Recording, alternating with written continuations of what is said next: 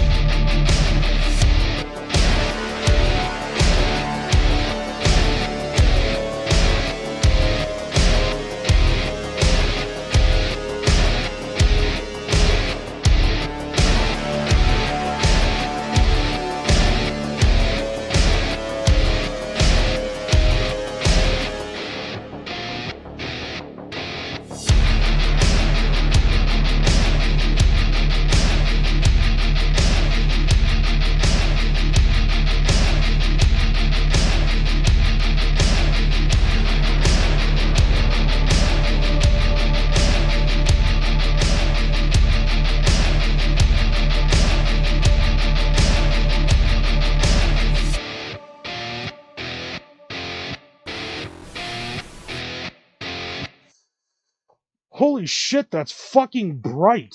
What in the hell is going on here? What the hell is up? Crazy McKormik up in this bitch. Welcome to the Crazy House. And it's been what, a week? Oh, I see what the problem is. I ended up redoing some shit, I guess, and all my fucking settings were all sorts of fucked up, so I guess I'm gonna have to reset that. In the meantime, I guess I'll yap while I fix this. So, how is everybody? Hope everybody's doing good. I see a couple of ninjas already chilling up in the chat. 89 and Dragon Slayer, you guys are fucking kicking it. I appreciate you guys for coming up in this bitch and fucking doing the damn thing. What the hell? This thing is a piece of shit, and I don't know why it's not working. Anyways, it's great to be back. Like, I took a week-long I took a hiatus. I didn't do a show last week.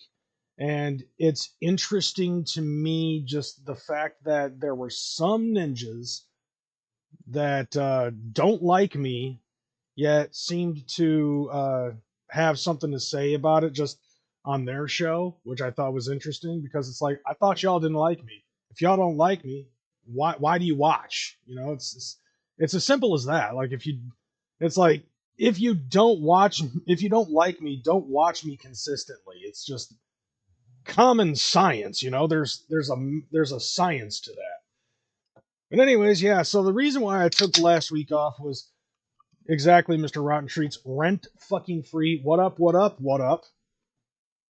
I don't know how to say that. What up? What up? What up? There you go.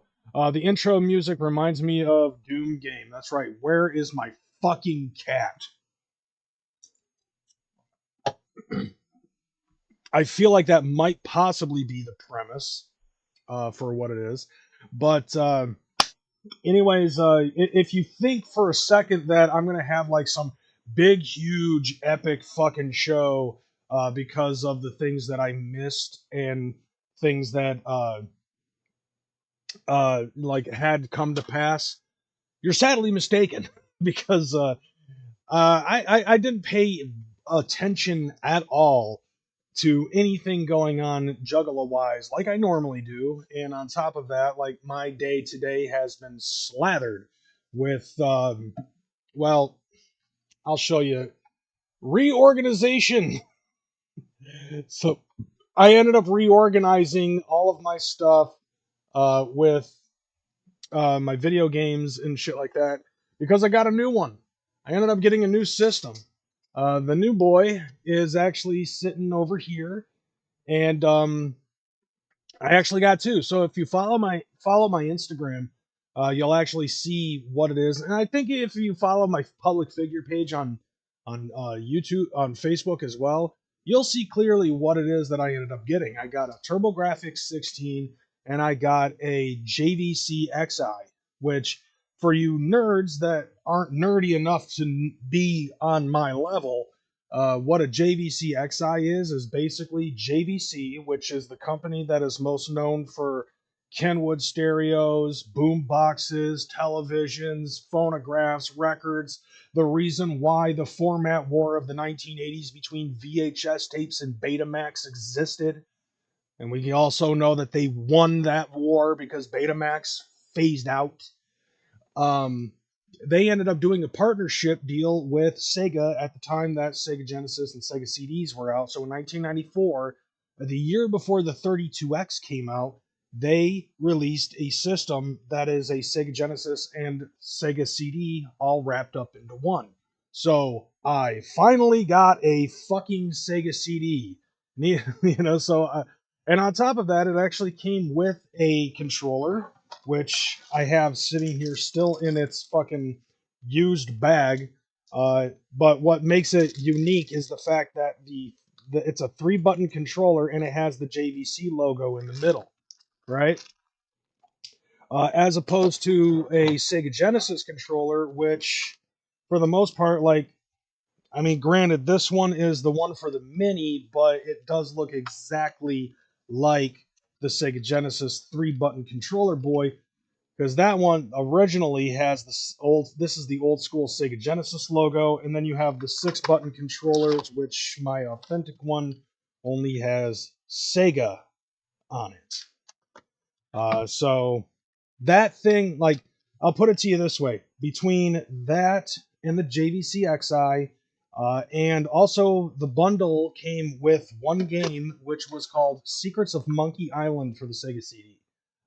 Which is funny because I just played Tales of Monkey Island on the PS3 just a few weeks ago. And now this one is actually a prequel and it's on Sega CD. So that actually, and it was complete in box, mind you. So it came with the box, came with the manual, came with the jewel case, came with the fucking CD, you know, came with the game. That altogether was like worth $79. The system itself at the time that I bought it was worth $513, and I paid $559.99 for the whole thing. Isn't it weird that if you watch my episode from last week, I was bitching about pre-orders for the for the Nintendo Switch 2 being too high in value, right? They're being sold at too high of a price at $449.99 for for $99.99 if you get it with the fucking pack-in title. And I'm bitching about that. But the fact is that I ended up fucking buying a older video game system for more than that, with a pack-in title, with a specialized fucking controller that came with it. But here's the thing. I made a $90 profit off of that. If you take the values of all of the things together and then add it together, they're worth more than what I paid for. Hence the reason why I would say profit. So I guess I could say like that in and of itself is worthy. Like either which way I look at it, like if I were to pre-order a Nintendo Switch 2, or if I got the JVC XI, well, let's just be honest here. The JVC XI actually is rarer.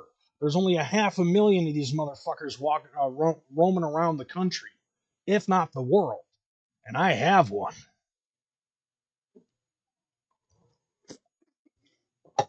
You goddamn right. And I tested it, and it works.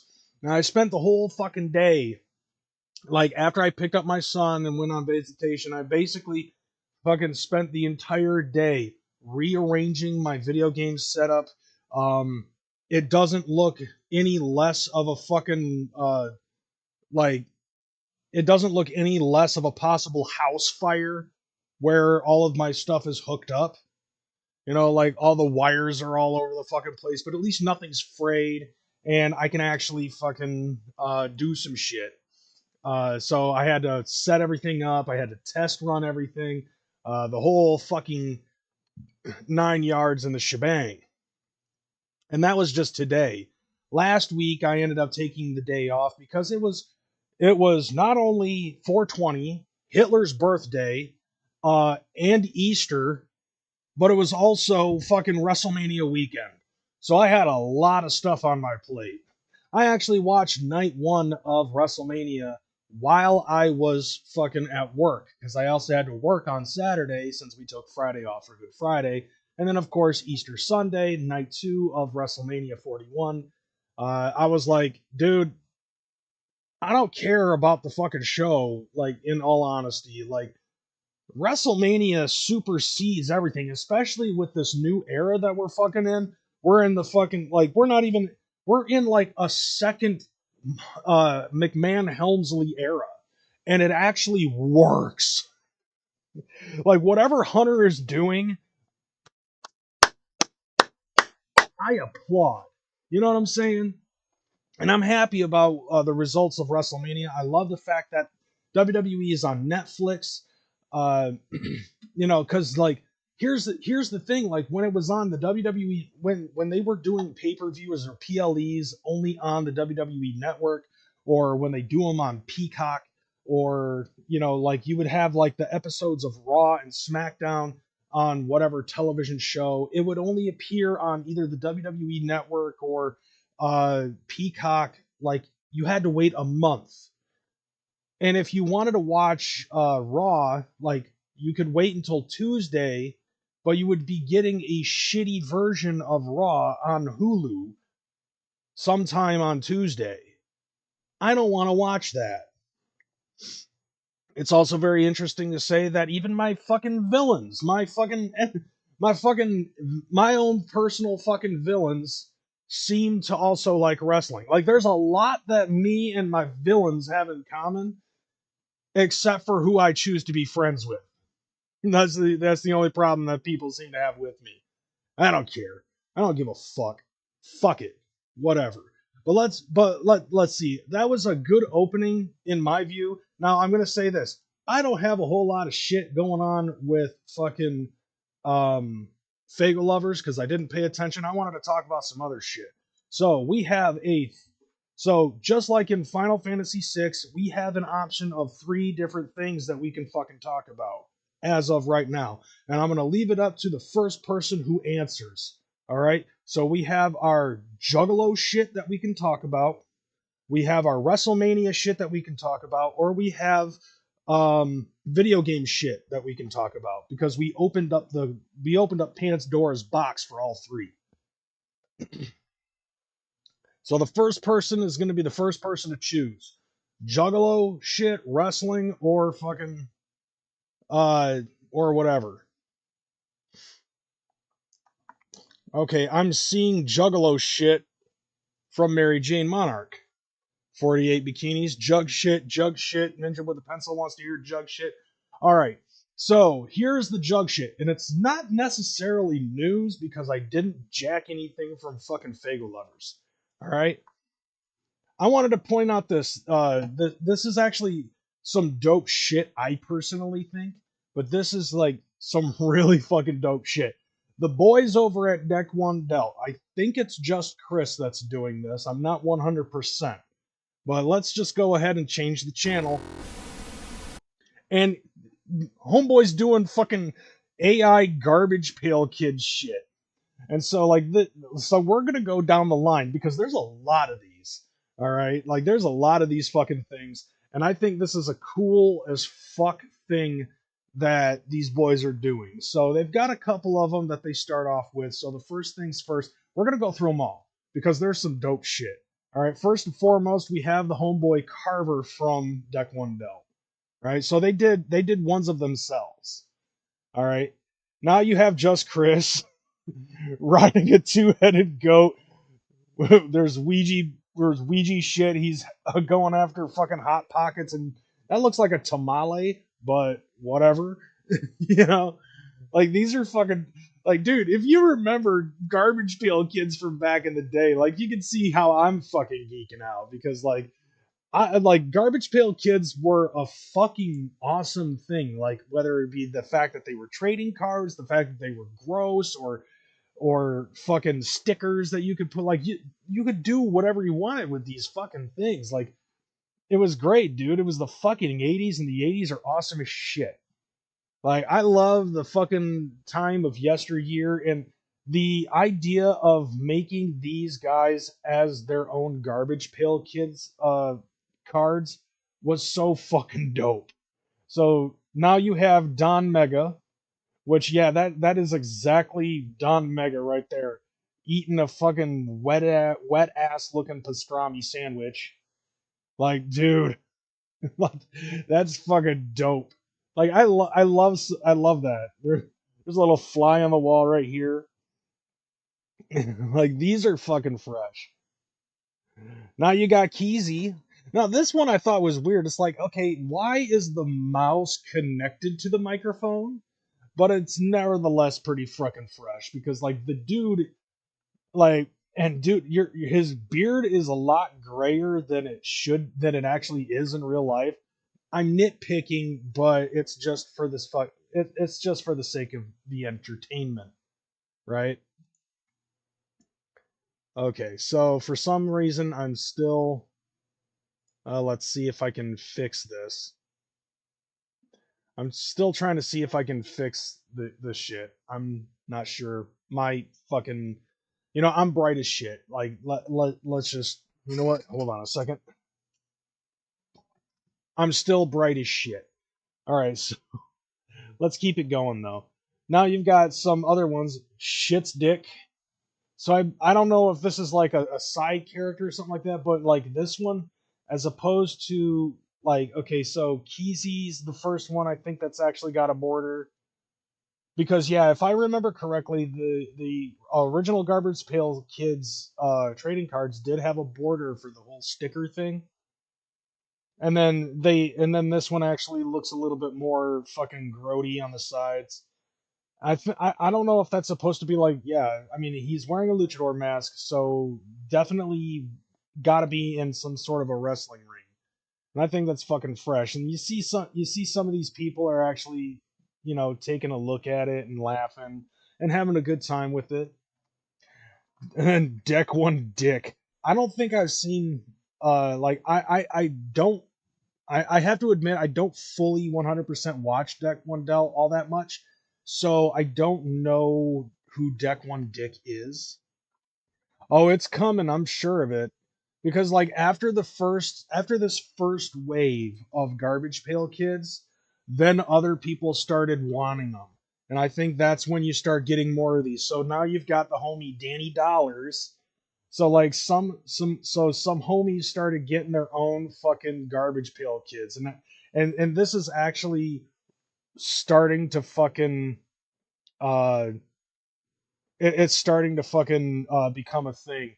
Now on top of that, like, so not is it just Danny Dollars, but you also have Sarah Mack on the side here. Oh shit, Dick was Whipstick. Okay, so okay, I see. So yeah, I was just like, dude, just make it Whipstick, you know.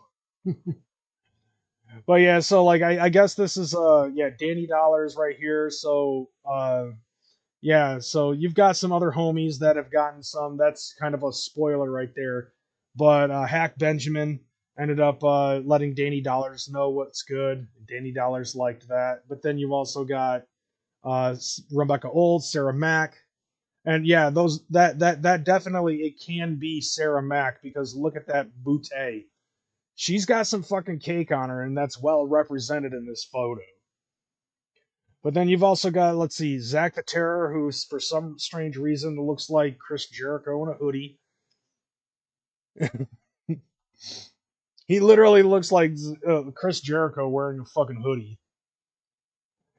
Let's see, we've got Clockwork E here, and this that actually is pretty fucking accurate, though. It's just that they don't have Kyle's fucking like Kyle's hair is blonde for some reason in here and not green, and they still have like the rosy cheeks and nose and stuff. But it definitely looks like somebody puked all over the fucking picture. Yeah. But then again, what would you expect? It's fucking Clockwork E. They're gross as shit. Zetro. So you got Zetro. This one goes hard, pretty fucking hard if you ask me. Like it definitely encapsulates Zitro to a fucking T, dog. Oh, and trust me, we're going through this whole fucking list because I got nothing better to fucking talk about right now. All right, then we got Face Tap Mommy. I don't fully think that this one like is 100% her. This like it's got like the whole face tat thing going on and the neck tats and the arm tats, but then you've got like the armband right here and the armband right here gets cut off. But you know, it's AI, nothing you can't really fuck with, you know. But it's cool in a way. It is in a way. It's a representation with face tat mommy. Evil Cook. So I don't know who the fuck this dude is, but I'm sure that he's somewhere in there. I'm sure that he's seen it by now. Let's see, Doc Gruesome. That's fucking dope though.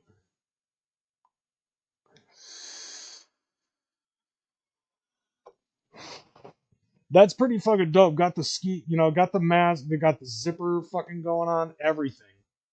A little flak jacket and a knife. Doc Gruesome is like I honestly I'll admit I'm not gonna make it sound like I know who the fuck that is. Because I don't. Not fully. I've heard the name, but I don't know much about him. But I would assume as much that with the fucking mask in and of itself, homie is well represented. Apollo Exodus, and yep, he was fucking. Yep, he was fucking. Like this is one thing I will say as a spoiler alert. There's a lot of these that involve pot. Like there's a lot of these that involve pot, and it's interesting to me because it's like when I asked about it, they were like, you got to give your Juggalo name, a hobby, and a couple of photos for representation. And so, like, my question is, how many Juggalos actually have like smoking weed as their fucking hobby, and like that's their primary fucking hobby? There, it's like, bruh, not. I don't want to fucking sound like an asshole with this, but at the same time, it's like, bruh, why is my fucking camera doing this? I work in a dispensary, so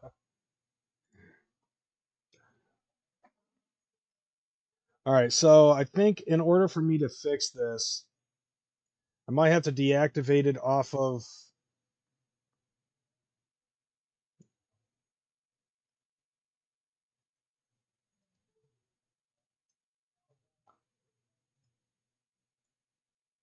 Uh-oh.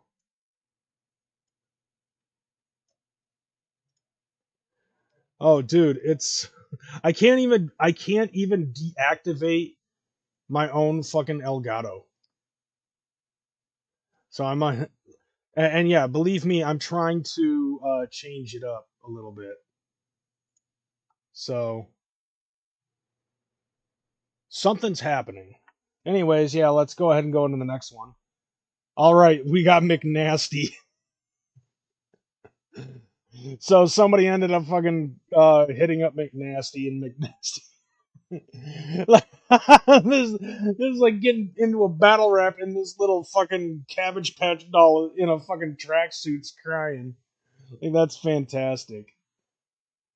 All right, Zach Pacillo, Spamily. So hell yeah, some there are quite a few Spamily members in here that are going to be represented. They got Shaggy Tudo pretty good, but what the hell is this? This is like somebody from the fucking Clowny Daggers right here. But once again, AI. Kung Fu Vampire, bro. All right, so let's see. Yeah. So yep, Kung Fu Vampire ended up fucking responding to that.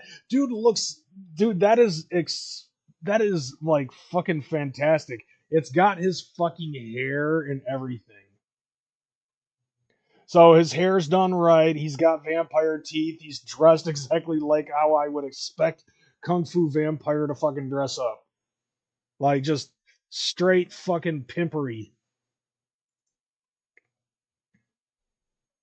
All right, well, let's go on to the next one. Buckshot. I mean, there's not much to it except for the fact that okay, it's Buckshot. There's no background representation, but it does kind of look like him. Like, not gonna lie. All right, we got Mr. Reeve. Hell yeah, Mr. Reeve. Yep, we've got and we have the fucking Anubis shit in the background. Pot leaves looks like him. The mustache and everything. So yeah, it definitely fucking it checks out. It definitely fucking checks out. I like that. Got a little spotlight on him. Even though he's already holding, even though he's already got a mic right here, he that this mic is not good enough for this, for him. He needs to have his own microphone. But I like that. Like the look of this is it's exactly him. Like they fucking did that shit right. Low key. Fuck. Okay, this one I think I missed this one. Like I'm shocked that I did not see this one. But that is dope. That is definitely on some low key shit. Keegan Grimm. Okay, I think I've seen this dude before. Did he fucking like it? Is he on the list? Did he make the list? All right, let's see if we can find his name.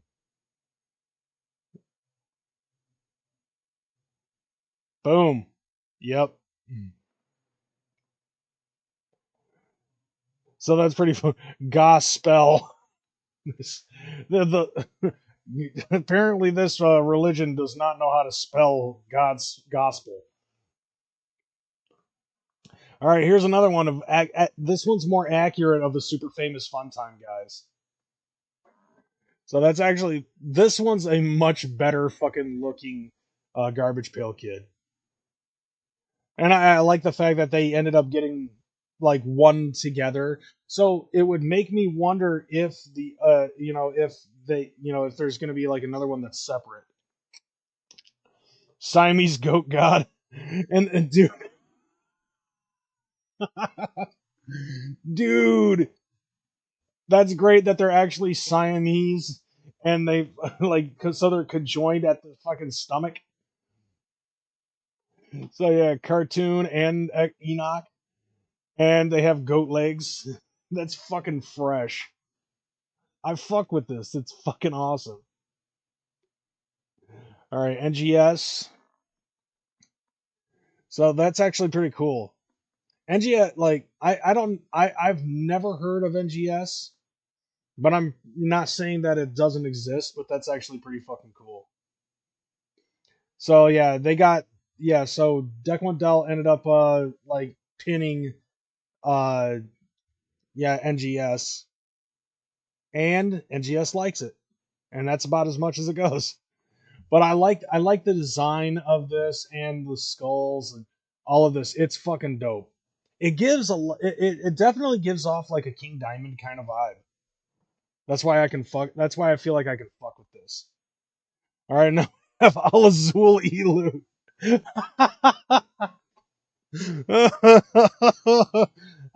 Dude, this one. Look, man. Oh man, dude. Okay, so this is not the best one, but it is pretty fucking funny. And apparently there's some people who do agree with me on this one. Okay, I have to laugh at this one because this one's fucking great. They're all fucking happy and fucking yeah. Well, I mean, they probably took this at the gathering and they're all high, so they're smiley. But it might just be because of the way that the fucking mouth hole is on their masks and shit. But that's actually pretty fucking funny. All right, here we go. Another one. Flapjack Wilson, who apparently has a title belt as a fucking wristband. Yeah, the fucking uh yeah, the render didn't work all that great, but it's funny too. Dude, he's at a fucking Mexican grocery store wearing wearing a fucking Mother Mary fucking t-shirt. The title belt has a fucking sun on it. That's fucking funny. Dude, this is actually pretty fucking funny.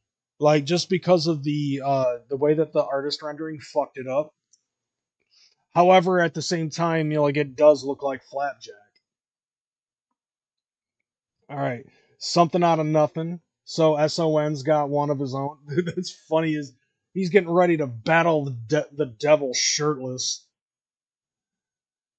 That's fucking dope. I like that. All right, so here we go. Woody Woo. Fucking love Woody Woo. I gotta give that a heart. Just because Woody Woo loves you, y'all. So, and I'm gonna tell you this, like, you might as well, like, if you haven't already, like, Woody Woo is a fucking beacon of positivity, and he is a very caring dude. So, if you're not already following him on social media, yeah, you better fucking start following that motherfucker. Big Ham. Now, this one I thought was interesting because this was like the first one that I saw. Like, this is the first batch that I saw. Somehow he's got his fucking cigarette stuck to his finger while his other finger he's holding Jenkum. I don't know what that's supposed to be. So like I was just like, okay, so Big Ham and Jenkum. Like that's the fucking only thing that I could think of. Birthday party in the background, beer everywhere, so I'm assuming that's what that is. Like he's drinking liquor of some sort, possibly moonshine, if not huffing Jenkum. Now, see, Cricket, I don't know who that is, but apparently Cricket had to be represented twice. His hobby is gathering. You can tell because that's Legend Valley in the background. There's nothing more than just that. Like, I think it was just like, take this exact picture and turn it into what would look like a Garbage Pail Kid thing. Wiggles, I think I know who this dude is. Not 100%, but I have heard the name before.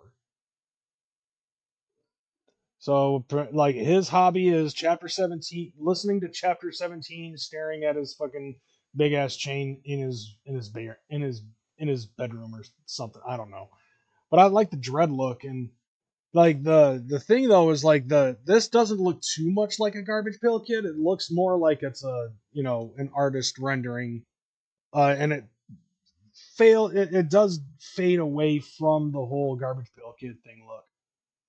All right, here we go. Wrath of God. Like that's This is actually fucking funny. He's like, Wrath of God, what's your hobby? Killing everybody in your fucking family. Yeah, definitely. With the flames in the background, this is definitely a good artist rendering, a good representation of Wrath of God. All right, the gatekeeper. What the fuck? The what is your what the gatekeeper? What the hell?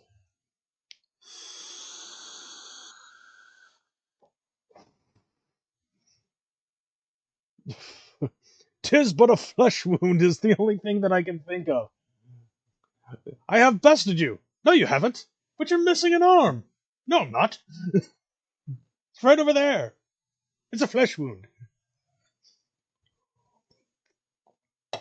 Either that or he's like dressed up like the Hound in front of the gathering entrance. What up, emo metal? We go MC Horror. So apparently, like horror is supposed to basically be spelled like regular horror, and the W and the E in horror are fucking xed out. So Mike Horror right there. What he likes to eat 8-bit pizza while taking a shit. That's funny though. It was y'all's that was behind this horror. That's funny as hell though. Dude, like that right there. That is definitely fucking garbage pail kid shit right there. All right, so we got Willie Hayes. I think it's mocking Juggalo gatekeepers. Probably. It probably could be, unless there's actually a Juggalo out there who does call themselves the gatekeeper. Now, of course, this is Willie Hayes, and well, I mean, it's Willie Hayes. You don't know who almost any of these people are. Like these are a lot of ninjas that have kind of like been kind of coming into the fucking shit as of late. You know, like some people have come in because of the Ouija shit. Like a lot of people have been getting names for themselves. You know, Willie Hayes has been around for a while. Like Willie Hayes is the homie who fucking really pours in fucking Fago Gang. And fucking I love Willie Hayes. Willie Hayes is dope. And of course, we all know what his fucking hobby and preoccupation is, and that's definitely fucking growing weed. Like look at all the fucking shit in the background. This is like nothing but fucking weed. Even his shirt's weed, his tattoos are weed. I'm surprised that his eyes were not replaced with pot leaves, but then again, I mean it's Willie Hayes, you know? Even garbage pail kids should know this shit. All right, Rigman, who's also another person whose hobby has something to do with weed. So he's got 1, 2, 3, 4 bongs, a hatchet man with a fucking bong, nugs everywhere, and he's smoking a cigarette, but for some reason he's exhaling marijuana smoke. Okay, maybe that's cigweed. All right, the next one, Tom Wood. This one I thought was fantastic. Now it's funny as hell to me because I think in the replies somewhere yeah, wow, who made this? And so it was done by AI. I know it's a sin. We made them of Juggalo Legends for our podcast. Looks great, but damn, I'm old. Fuck you, Tom Wood. Dude, Tom Wood, I have to, you know what? Give me a second. Tom Wood, you do not have to worry about looking old, all right? You are a salt and pepper spackled, sexy, bow legged motherfucker, and you know it, all right? I'm not gay, but I'm saying. And that's all I got to say about that. Anyway, back to this. And it looks very good, too. Like, this picture is definitely fucking awesome because it definitely represents Tom Wood so fucking well. It looks just like him. And, you know, like, it's got, like, the realistic version of Fearless Fred Fury and Flip the Rat. He's on a goddamn fucking, he's on a boat for the float. So, like, yeah. Like, that's fucking fantastic. I mean, yeah, you can spin it however you want, Mister Rotten Treats, but all I'm just saying is I'm just saying. All right, next one, Jess Jekyll, one of the homies. Which, yeah, this looks just like her, And everything about this is definitely well represented. Like, I've known Jess Jekyll for fucking over, almost 2 decades now. You know, almost 20 fucking years I've known Jess Jekyll. I've always known her to be an artist. I've always known her to be that bitch, like doing fucking art and selling shit and doing the damn thing. And she's always been good. And I feel like that this is actual good representation. And I find it funny that the fucking picture on the canvas is like an Asian version of her. But yeah, this is fucking fresh. Playing Resident Evil 0. Nice. Alright, so we got Dave Nutt, who I don't know, but I'm pretty sure that, obviously, like, the dude exists. I think I've seen him before, but I believe he might be one of the people who, like, does, like, a lot of shit dicking on, on the internets, in our Juggalo circle. I mean, you could tell because, like, you have, like, your Doge, you have fucking Pepe, a lot of fucking representations of some shitlord stuff. So I'm pretty sure that's all it is. Dave Nutt's just a fucking shitlord. I don't know if that's Dave Mania. I don't think so. But here we have less legs, which, yeah, definitely, that fucking works. Like, dude, that works so fucking well for less. Like, that's fantastic. I'm surprised that they fucking hooked it up the way that they did. So, yeah, Les was definitely fucking represented. I like this. It's a whole ass onesie, too. Alright, so next we got Mankey. Fucking Mankini, bro. And yes, like in a fucking bath, in a fucking pool of Fago bottles.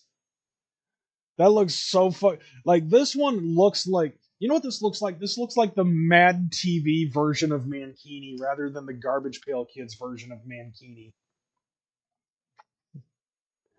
But yeah, like it's definitely fucking hitting hard. I like this. Like, all right, next, Riri and Johnny P, who actually were in here like a couple of episodes ago, giving me shit because I was talking about politics. But I don't give a fuck. It's like whatever. Y'all came in and fucking represented yourself, which was dope. But here we go. We got fucking GPK versions of Riri and Johnny P, which that's fucking dope. I dig it. All right, next we got Erica and Eric Cross. I feel like I know that name.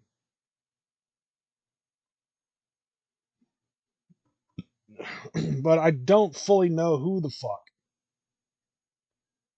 Let's see. Badass. I love it. Except the six fingers on the one hand is going different directions is driving me nuts. Let's see what they had to say. It's 99% accurate. All right. Hold on. We need to go back. All right. That's cool though. And like the missing tooth at the bottom here to show the tongue. That's definitely on some Garbage Pail Kid type shit right there. All right, Hack Benjamin himself also has one with Jugga Silva. So I think that's actually pretty good. And I mean, like, if you've ever met Hack Benjamin in person, like, he is a fucking real life fucking Garbage Pail Kid. And I say that with all love and respect. Because Hack Benjamin has been a homie for a few years.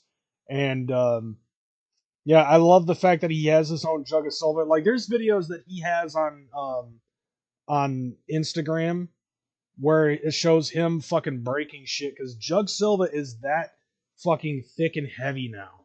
And so he can actually fucking he can actually hurt some shit. Like, I've actually seen him break fucking like a skateboard with Jugga Silva. It's pretty fucking dope. Here we go, Swill. The homie fucking Swill was also represented. Looks a lot like him. Hatchet in his fucking head. definitely fully fucking represented. It's just like, that's fucking dope. Juggalo's in the background, fucking killing it. Swill's been killing it, and I have nothing but love for Swill. Like I'm so happy to see how well Swill's been fucking killing it. Deck one dealt too.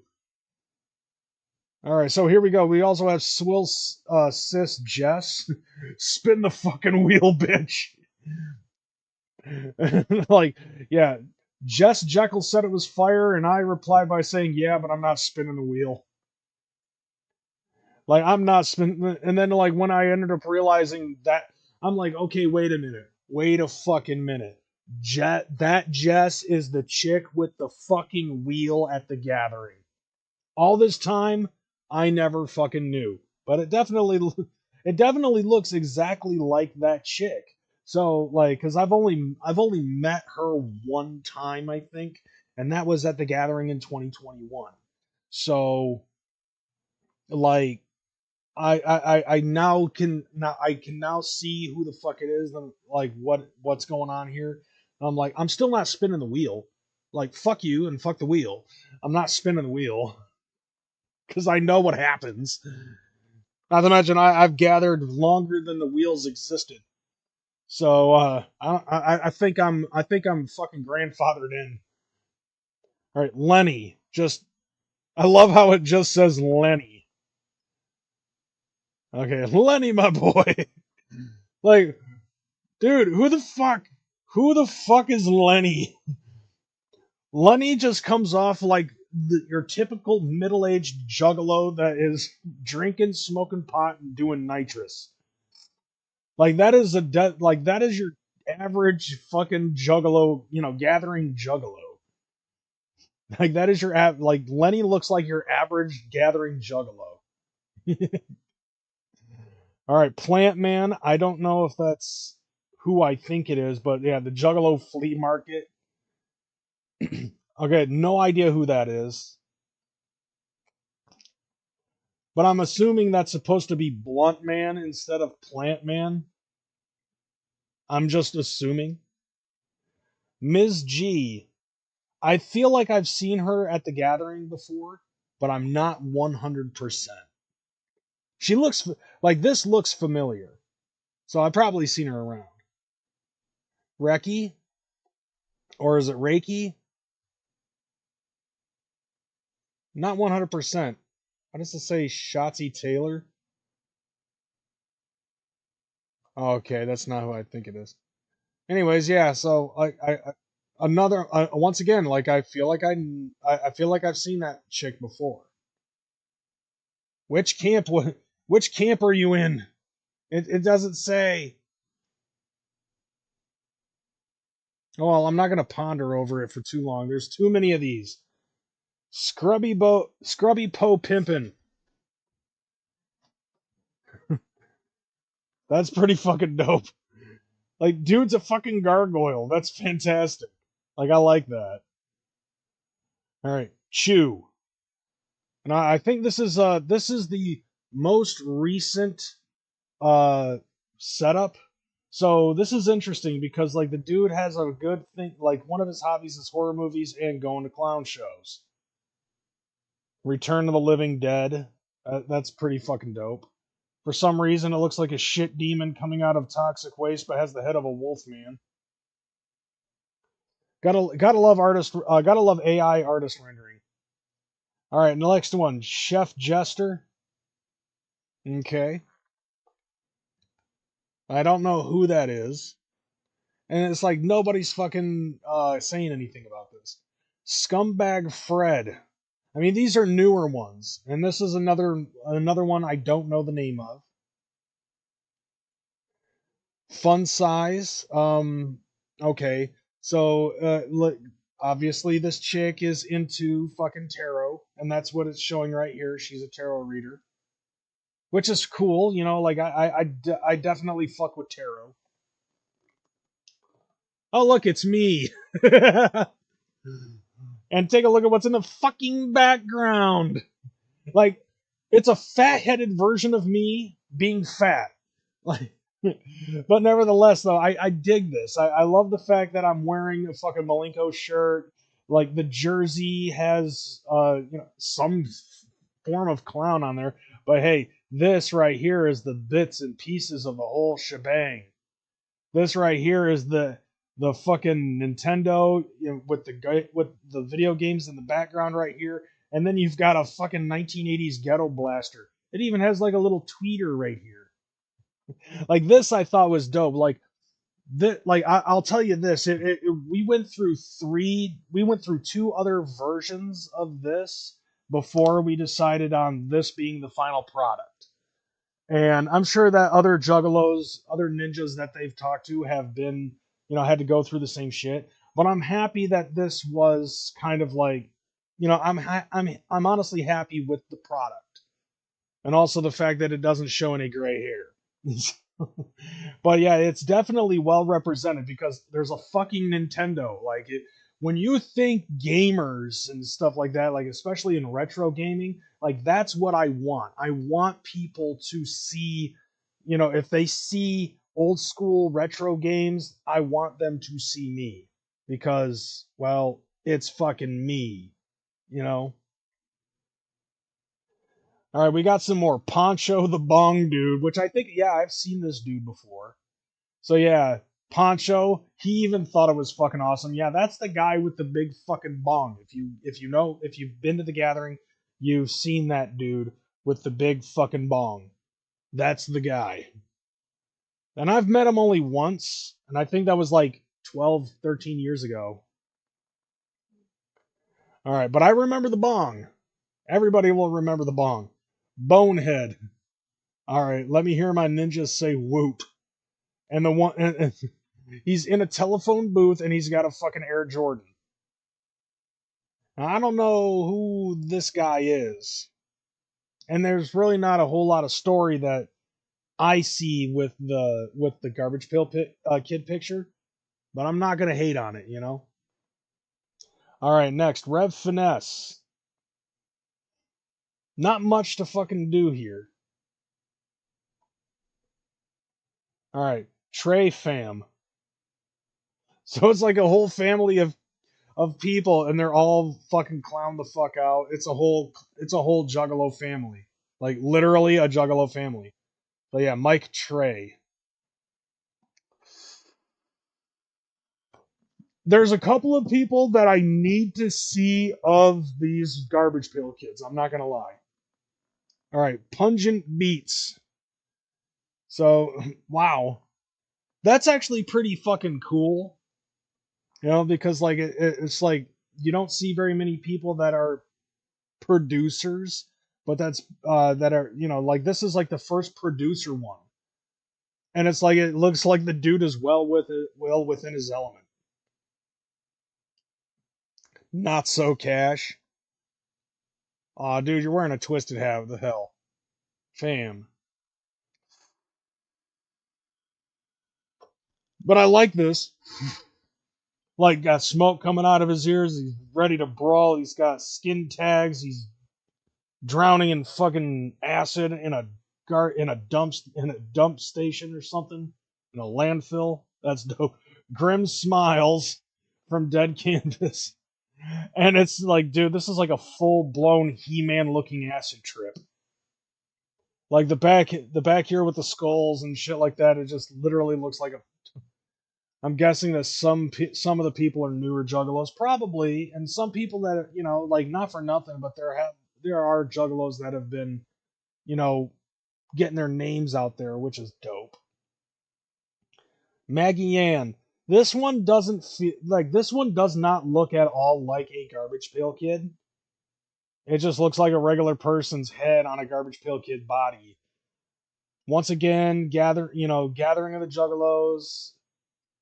Yep, so there's Maggie Ann. Maggie Ann even took it, even took the fucking shit. But like this is, I mean, it's basically just I would say that there's gonna be some of these that are viewers of Deck One Dealt, people who view their shit, and other people because like I shared this and I shared the deets and everything on how I got my Garbage Pail Kid boy, and so did DC Fago guy. And like I love this, like just full blown fucking neckbeard.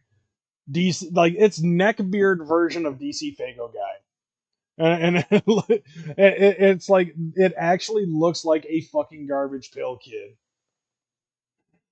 and he looks angry, by the way. But it's like this is fantastic. Like I love this. It looks like the neckbeard version of DC Fago guy wearing a small jersey, doing fat guy in a little coat. And I like no hate or anything because I love DC Fago guy, and I'm so happy that he even got one. And like I said, there's other ninjas on here that I need to see as Garbage Pail Kids. Like Don Chaos is one of them. Beastmaster is another, and I want to see my boy Kevin Kid Riot fucking get himself as an AI rendered Garbage Pail Kid, because back in the day when we were having problems with other fucking people, somebody said that he looked like a Garbage Pail Kid, and at first he took it, took it and it hurt him, but I was just like, nah, dude, flip it and just own it. Take their power away, and that's exactly what he did. So he's like, I'm a Garbage Pail Kid Juggalo. I'm the Garbage Pail Juggalo. And I think that's it. I think that's the last of them. So dope shit, like absolutely dope shit. I fucked with. I loved that. Like it was dope as hell that was actually a fucking thing. Like these dudes fucking like the dudes at Deck One Dealt. Like the dudes at Deck One Dealt fucking killing that shit with the Garbage Pail Kids. Now what I had to do in order to become a Garbage Pail Kid was I hit them up in a DM on either Facebook or Instagram or something to that effect. So if you want to be a Garbage Pail Kid, hit up Deck One Del in Facebook Messenger or Instagram. I don't know how often they fucking peruse around Twitter, and let them know that and ask them if they're still down to do the Garbage Pail Kid thing.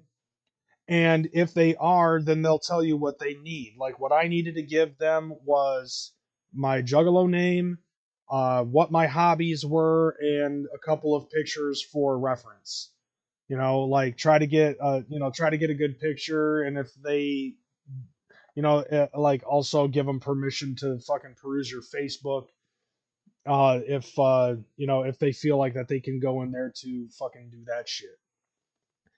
Now, speaking of some of these guys, like unfortunately, I guess Halloween ended up happening um recently, and I don't have any information about Halloween, but what I do know is that like Declan Delt was there, Swill was there, a couple of other people, and I guess Enoch X Mortis was performing there. Darby O'Trill was there.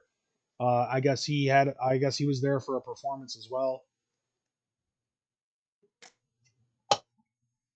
Unless I'm on fucking drugs and I'm getting the dates wrong. But nevertheless, like I love the fact. Yeah, I would love to see Warlockside, but Warlockside would probably end up coming out looking like Megamind as a Garbage Pail Kid. But that was dope seeing like I loved this for the most part. Like the whole concept of the Garbage Pail Kid shit. Like I thought it was fresh as fuck that they were doing the Garbage Pail Kid thing. Uh, Hold on a second. No, okay, finally. Now my shit is finally fucking working, sorta, kinda.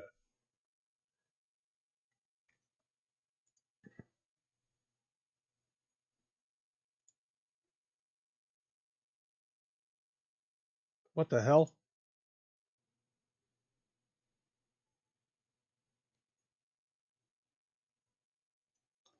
Okay.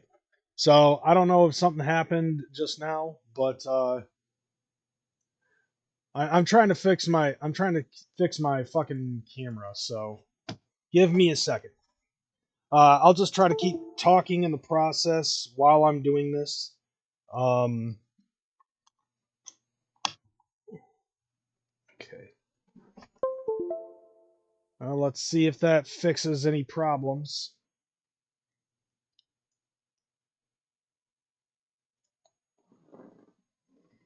Okay, so here's my fucking bullshit ass one.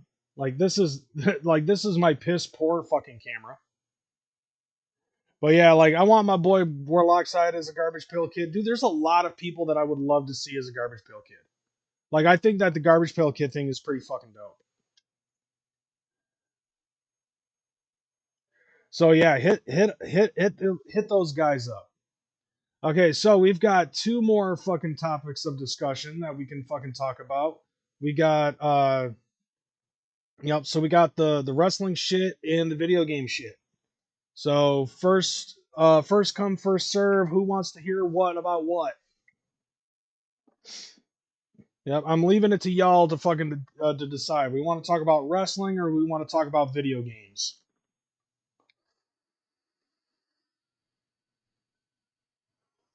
All right, the video games. I didn't say what specific video games, but video games in general. Now I did. Now I will show off because I can.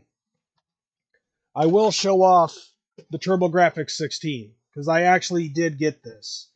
I saw this in the store. It was a couple of weeks ago. The only downside though is like right here is where you can plug in a CD-ROM drive for this, but it didn't come with it, unfortunately. But I ended up fucking buying that, and it was like I think I bought it for like 200 and some bucks. And like that was actually like I was able to buy that thanks to the money that I earned with doing stuff on Twitch. The JV something the JVC XI is what is the other thing that I ended up getting. And that I saw like I went into the fucking store. Okay, cool. My fucking my camera's finally fucking working correctly. So I just had to plug it in and unplug it. But it looks like I got everything set in stone and so yeah, just give me a second. I'll fucking change this up so that way I actually have something that's in high fucking definition. There we go. And it looks now I'm looking much sexier now. Anyway, so like the JVC XI was actually in the video game store that I was perusing around earlier. There was something that I went to the video game store for because yeah, like I think it was like last week Sunday. I went I went to go like I wanted to see what they had at at the store, and I know I bought something. I just can't remember exactly what. You know what? Hold on a second. I'll open up my yes. So I ended up buying a physical copy of Final Fantasy Anthology, and I saw that it had the JVC XI over there. So I ended up fucking asking them like how much it was. They told me, and I was like, well, if I can come up with the money, then I'm down to fucking buy it. And so I left, and lo and behold, my fucking taxes come in. I end up seeing, I ended up seeing that shit. So when I was like, I'm gonna go, I ended up getting like $600 with my tax returns. And I was like, well, fuck it. I might as well see if it's still there. If it is, then I'll fucking buy it. But when I went there, I thought that the value of it was going to be $4.99, and it turned out that it was $5.59. But it also, but like I said, the JVC XI basically, is basically a Sega Genesis with a Sega CD connected to it. And on top of that, it came with the controller that has the JVC logo on it. So, yep, authentic JVC controller with from Sega. Manufactured by Victor Company, which is actually the company that owned JVC at the time. And then you've got and then this is actually pretty cool. It actually has a RCA to RCA input, but it also has the S-video bullshit connected to it as well. So, I had a I have a thing from Pound Technology that I had a thing from Pound Technology that I had for the Sega Genesis before I moved the Sega Genesis into the back room for the retro room, because I have the Sega Genesis Mini, so I have the capability to play all my Sega games in HD, and at the time I didn't have a fucking Sega CD. So now I have a fucking Sega CD to be able to play some Sega CD games. And it also came with Secrets of Monkey Island. And the funny thing is, like I said before, at the very beginning of the night, I was willing to much rather fucking buy that than to get a pre-order for the Nintendo Switch too. Because like the Nintendo Switch is like what, $449 for the Switch alone, and then $499.99 as a bundle, and I think it's bundled with fucking, what is it?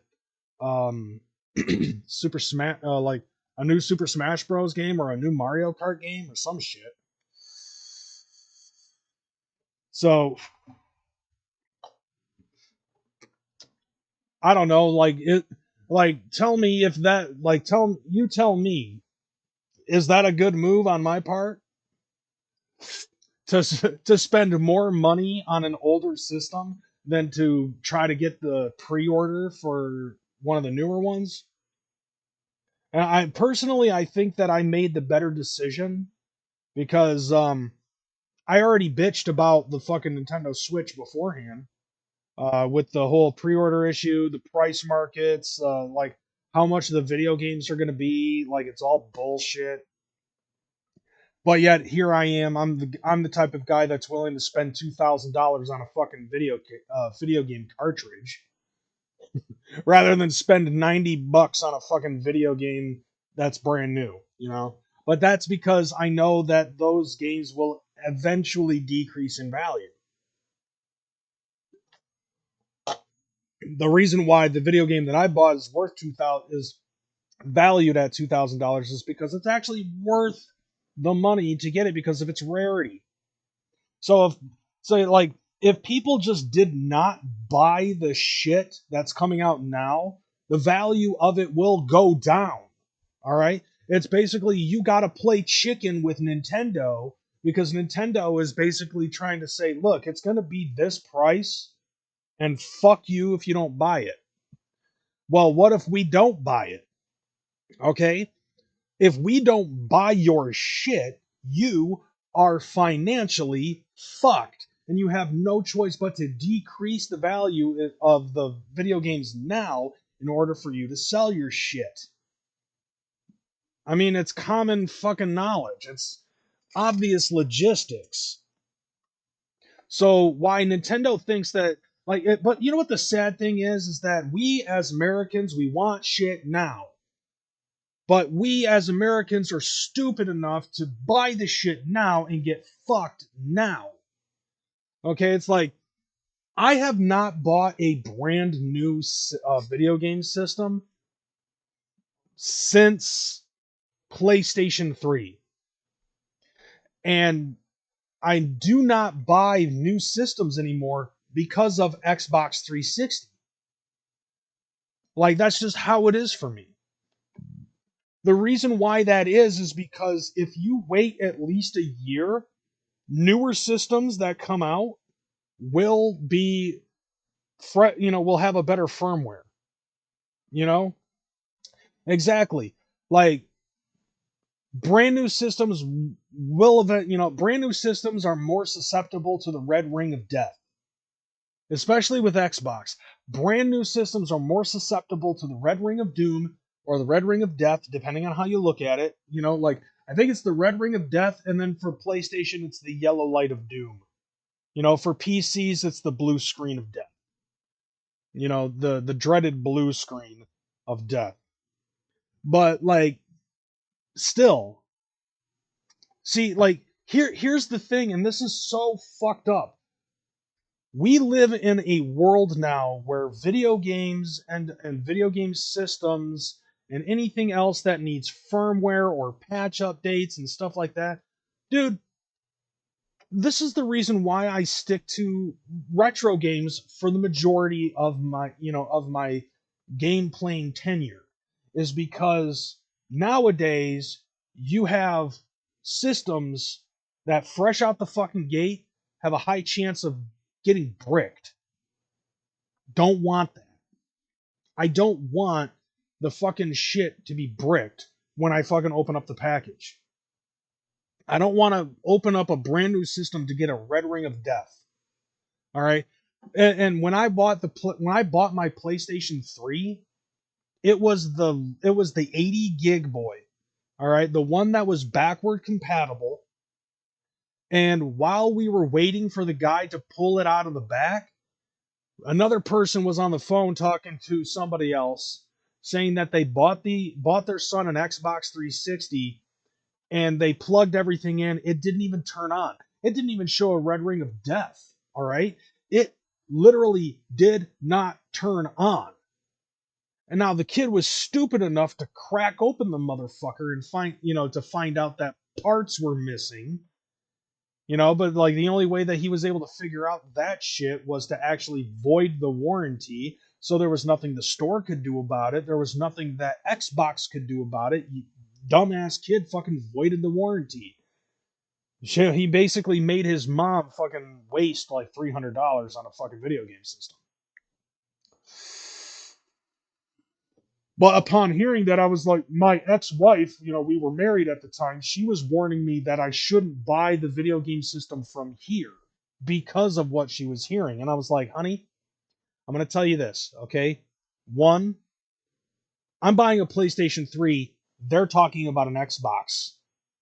I'm expecting Xbox to fuck up because Microsoft is retarded, okay? This is their second system, and this is the first system that they have that's in this kind of wheelhouse, okay, where it's like firmware updates and things like that. I don't know if if the original OG fucking cheese grate, I don't know, the fucking, I don't know, it looks like the original Xbox that literally looks like a fucking hot plate or a fucking grilled cheese, like it looks like a grill on the top with a fucking X on it. Like that motherfucker, I don't know if that motherfucker had firmware updates or not. I should probably hook it up to the internet and find out. Maybe there is one. I don't know. But anyways, I do actually have a fucking Ethernet cable that can reach from over here to over here, and that's like maybe 10 feet, 15 feet of space that I gotta fucking work around it. But like, I mean, this was like the original Xbox 360, not the 500 gig boy that exists now. The one that you actually had to put the HDD on the top. Like that thing was a disaster. All right. But ever since then, like for PS4, PS5, Xbox One, Xbox Series X, the Nintendo Switch, the Wii U, the Wii, like all of those other systems, and now the Switch 2, and anything else from here on out, I'll wait a year for two reasons. One, so that way they can get the bugs out of the system. Okay, because I don't trust video game companies to release something that's gonna work right out of the gate. I don't trust them enough anymore to do that. And secondly, price will go down in a year. All right, it's not going to be like it was during COVID when a lot of these systems were starting to come out and the price was just locked in. Okay, like I feel like that and the only reason why the video game industry happened like it did during COVID was because we had nothing to do. Like values of video games were going up because a bunch of people were fucking locked indoors, and certain video game stores were actually allowing you to have drive through to purchase what it is that you were purchasing. Like people at the stores would actually fucking put things to the side. Hell, that's how I got my fucking Sega Saturn and my Sega Dreamcast. I was lucky enough to get those before everything blew up and exploded. And everybody was trying to grab at whatever fucking old school video game shit that they could find. But nevertheless, yeah, this Nintendo Switch thing, I've actually got some videos that I wanted to fucking watch. So we're gonna go ahead and switch out. So hold on, let me change the channel. All right, so yeah, there's my fucking, there's my music. But anyways, yeah. So like here we have two videos that we're gonna talk about some shit, and it's Nintendo Switch 2 pre-orders are an absolute like nightmare. So I'm assuming that this was a video that came out prior to the fucking Nintendo Switch starting their pre-orders. You know, it's funny.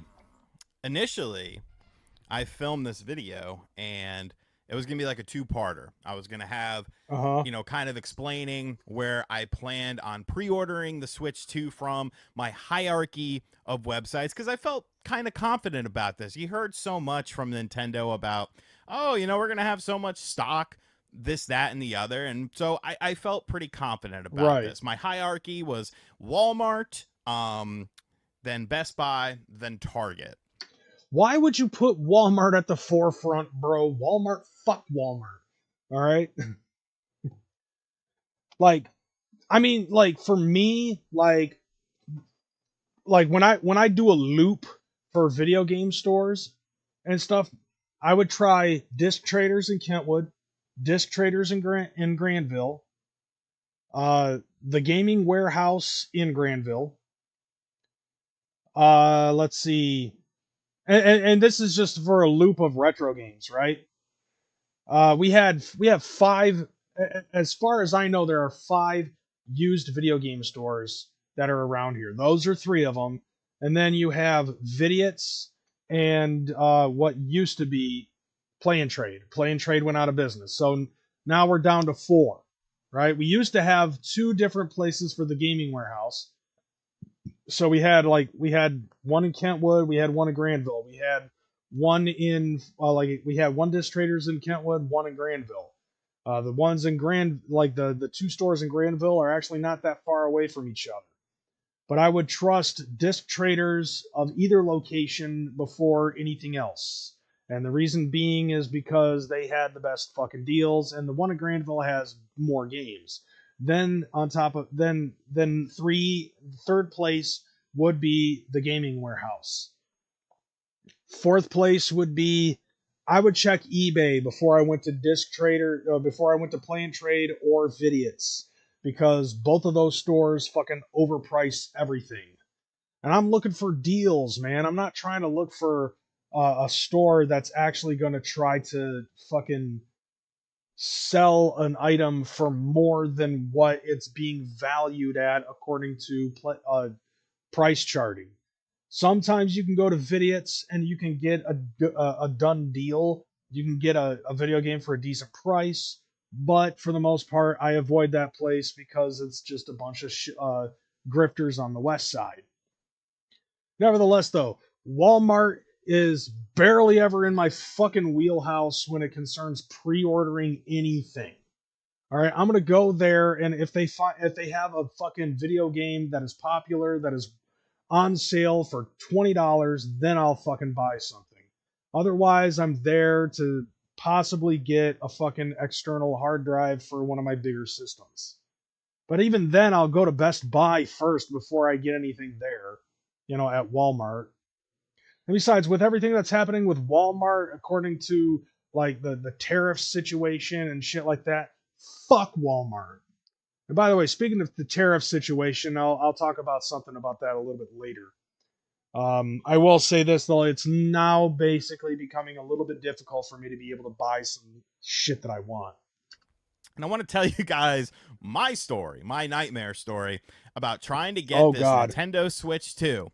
Emphasis on the trying part, because spoiler alert, I failed. Like many people have failed. I failed at getting the Nintendo Switch 2 during this pre-order barrage. So you know, I was sitting there counting down the clock, waiting for midnight. I'm like, great, you know, I'm gonna get this system. I'm not worried about the games. I can pick up the games later. And so I'm logged into Walmart. I have all my information ready. I'm ready to rock and roll. Everything is in. Everything is done how it needs to be. Oh God.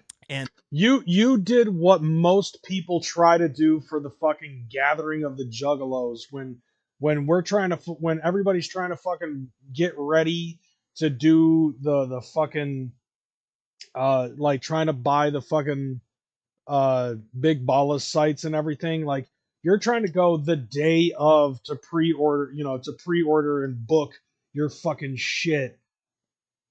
Why do I get the feeling that this is going to be the same thing that we go through every year at the Gathering of the Juggalos website? And that something's going to be like it's going to crash the site or something's going to fail or some shit. And then I midnight comes, click the pre-order button. They put me in a line. And I'm like, okay. So I'm in a line for this, you know. Wait, a line? A line? You mean to tell me that there is a line in a digital fucking pre-order option?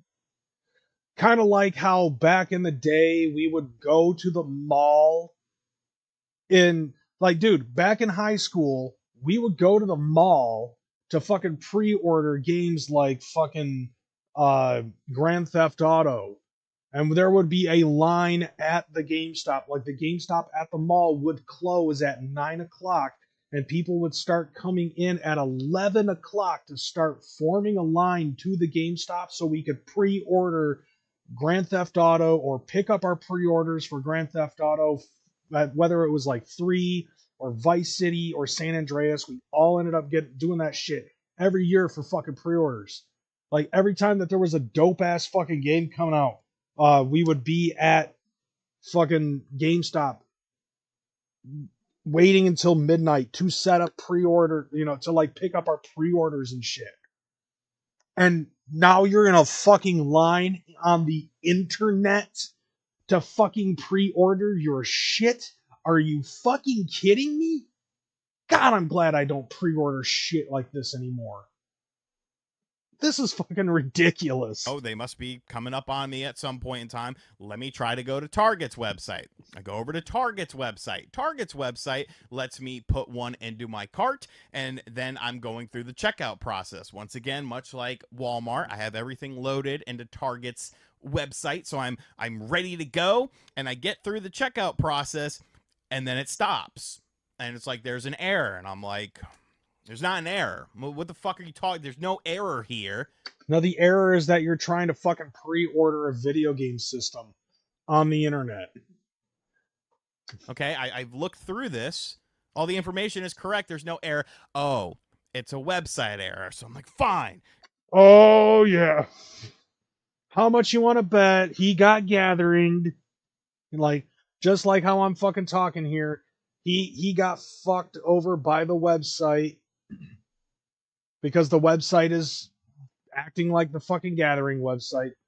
Welcome to fucking waiting in digital in line. Go over to Best Buy, who was my third option, and Best Buy doesn't even have the damn system up. So now at this point, I would say about 7 minutes has gone by. I go back, I look at Walmart, I'm still in this line. The fun part is, you're put into this line, and they don't tell you anything about the line. Oh. Okay, so like they just say you're in a line, but they don't tell you how far back in the line you're queued. That's fucking funny. And that's the one for Walmart, by the way. So Walmart, he's waiting in line.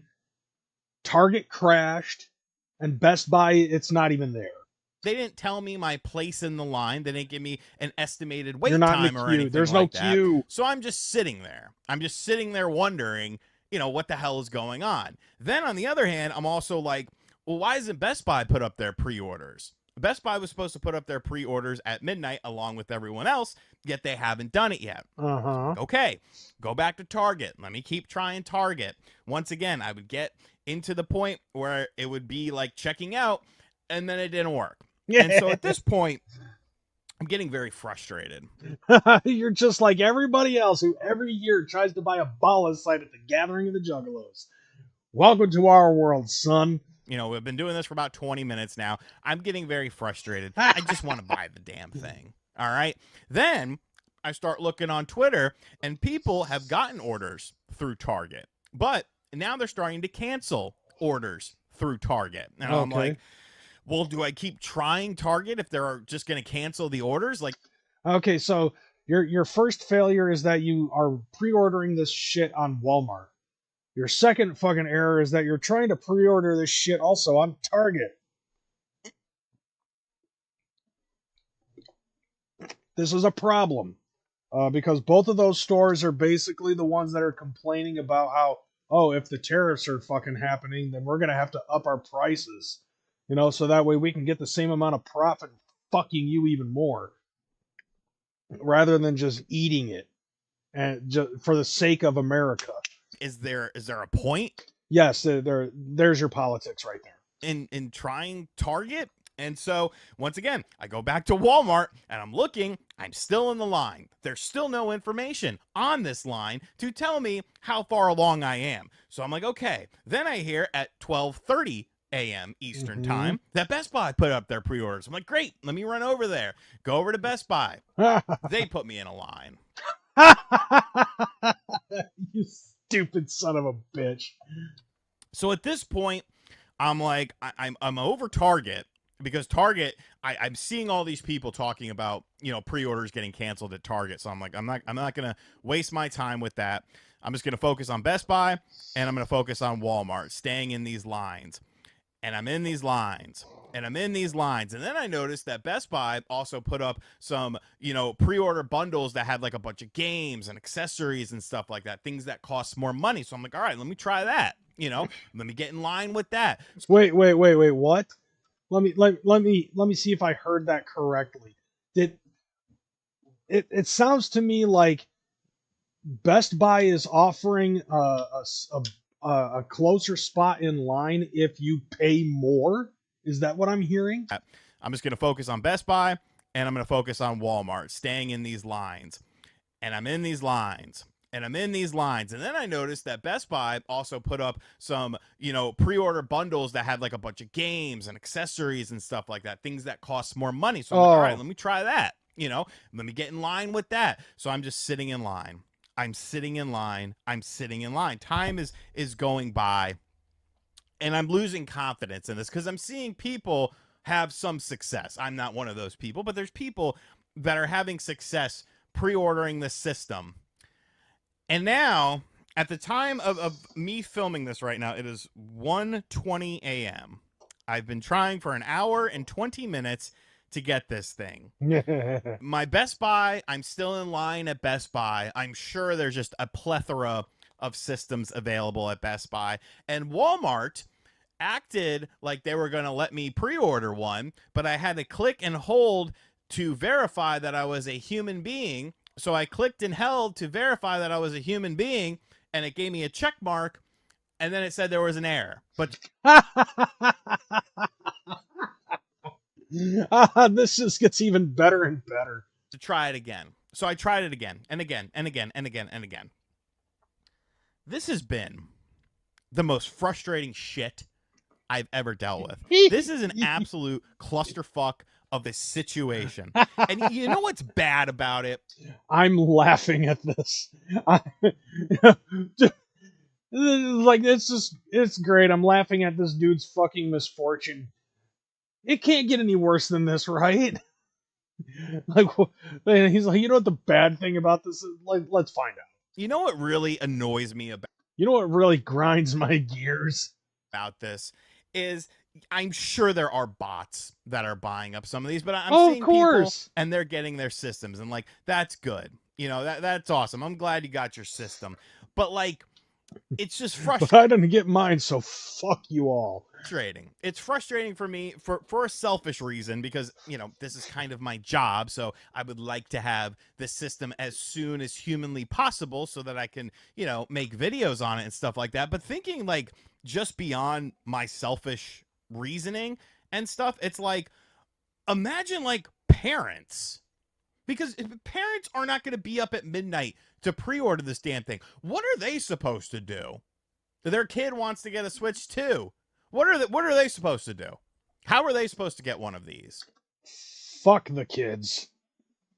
Like, there has to be a better way to pre-order stuff when it comes to new systems. You know what it is? It's called going to GameStop and pre-ordering it there. Rather than fucking trying to wait till you can go online, because you don't understand. There is a bandwidth that a website can only maintain. You know, yeah, I read that. Yeah, no point ordering from Target. Just walk to the fucking store. Like, I agree with you on that one, Dragon Slayer. That's what I've been saying. Like, it's the exact same thing that I was saying before when it concerned, like, back in the day, we would go to GameStop, we would pre-order Grand Theft Auto 3 or, you know, or Backyard Wrestling. Like, we pre-ordered that shit. We pre-ordered fucking, Legend of Zelda Wind Waker. Like, we would go to a video game store and pre-order this shit there, right? So that way, when these motherfuckers would get released, we could just go to the store and pick it up. We don't have to go online for everything. We can go in the real world. Like, here's the thing. Like I was saying, websites have a specific bandwidth, and when you have X amount of people fucking trying to pre-order the same thing at the same fucking time, you're going to have the website fucking crash based off of this shit. You know what I'm saying? Like, I always, like, dude, I still go to GameStop to pre-order my fucking video games. That's exactly what I did when I pre-ordered fucking like Final Fantasy VII Rebirth. I did the same thing when I pre-ordered Final Fantasy 16.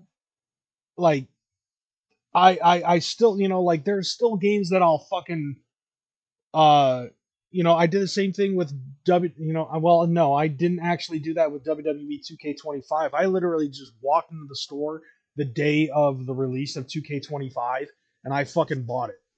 Like, there was still a copy there. Like, why the fuck would you bother with trying to pre-order this shit online, especially if you know that there are going to be bots trying to buy like 20 of these at a time? So that way some asshole can get those pre-orders and then flip them around and like pre-order pre-order the systems that they're already gonna buy and try to mark it up for like $1,000 because people are stupid enough to fucking buy these motherfucking things at such high prices. You know, we went into this whole new era with things like the PlayStation 5 and the Xbox Series where you could only order it at online and stuff like that, but there has to be a better way. And I don't even necessarily say that Xbox again. Series where you order stuff when it comes to new systems. We went into this whole new era with things like the PlayStation 5 and the Xbox Series where you could only order it at online and stuff like that, but there has to be a better way. And I don't even necessarily know what that other way is. Go to the fucking store. That's what it is. You leave the house, right? Like this is what you do, okay? You go to the mudroom. You grab your shoes. You fucking put your shoes on. You grab your keys and you lock the house and you go in your car and you drive to your nearest fucking GameStop with cash or with a fucking credit card, the same credit card that you would use if you were trying to buy a pre-order on Nintendo's website or Target or Walmart or Best Buy. You could go to one of those stores physically. Go to Walmart, go to Target, go to fucking Best Buy. Pre-order it in real time. There is no lack of fucking bandwidth when you pre-order something in person. What the fuck do you mean that you don't know what other way there is to pre-order something than online? And if you can't pre-order it outside of online, then it's not worth fucking pre-ordering. Like, how in the hell are you so fucking stupid? How in the hell are you so fucking popular, but you're this fucking stupid? There's still a chance that I could be picked in Nintendo's little raffle that they have going on. Dude, never fucking trust a waffle. Okay? But you know what's going to end up happening? You're going to fail at that too. More than likely, I'm going to have to pay a premium price for this system. I'm going to have to pay a premium price because I need it. I need this system. You know, this is for my work. Oh God. There, see, like, this is a problem that you have, and you're fucking so, like, this dude was a collector, mind you. Okay, this dude, his name, let me see what his name is. His name is RGT85 on YouTube, and this dude used to collect retro video games, and he would talk about retro video games, and then he started to slowly morph into talking about the newer shit. All right, and this dude's my age. All right, like, he's probably around my age. Yes, while this is his fucking job, and you know, like, while this may be your fucking job, you don't have to fucking buy the whole new thing. Otherwise, you're gonna end up having shit like this happen, where your fucking content's gonna be about bitching about fucking Nintendo. You're not the angry video game nerd. This is part of my livelihood to be able to talk about and cover this system. Yeah, see, like, that's your problem, bro. Like, you have to fucking cover the system in order for you to get some sort of livelihood. Like, you pigeonhole yourself into what it is that you're fucking doing for a job. Okay, that's your own fucking fault, you know. And I see here in your background, you see these little things right here, like, dude, you've got like you've got Sega 30, you got a couple of 32X games, you've got a couple of PlayStation 1 games, like, you have a couple of Sega Genesis games right here, you have Sega Saturn games sitting in your background, like, all of your Switch games up here, and you're worried about not being able to fucking get a Switch 2. Like, if not getting a Switch 2 is going to make or break your fucking career, God, you're a fucking moron. Like, dude, sorry, not sorry, but you shouldn't have fucking done that to yourself. Like, you pigeonholed yourself into this position. And now what? Are you going to blame Nintendo or Target or Walmart or Best Buy because you're not able to pre-order this fucking thing? Because this is going to be your make or break deal of your fucking internet YouTube career? God, you're sad. You are sad. But it's just very frustrating. And I can't imagine how frustrating, like, it would be to be a parent trying to get one of these things, you know? Here's a little thing that, as a parent, I'll tell you right here and now. Fuck that. All right, ain't no goddamn way that I'm actually gonna fucking get this shit for my kid on the day of its release, or even so much as try to. If I'm gonna try to pre-order it, like, even if I were to try to pre-order this shit, I would wait. All right, because, like, I don't know if the. Let's see, what's the day of its release. I'm gonna fucking look this up just for the sake of it.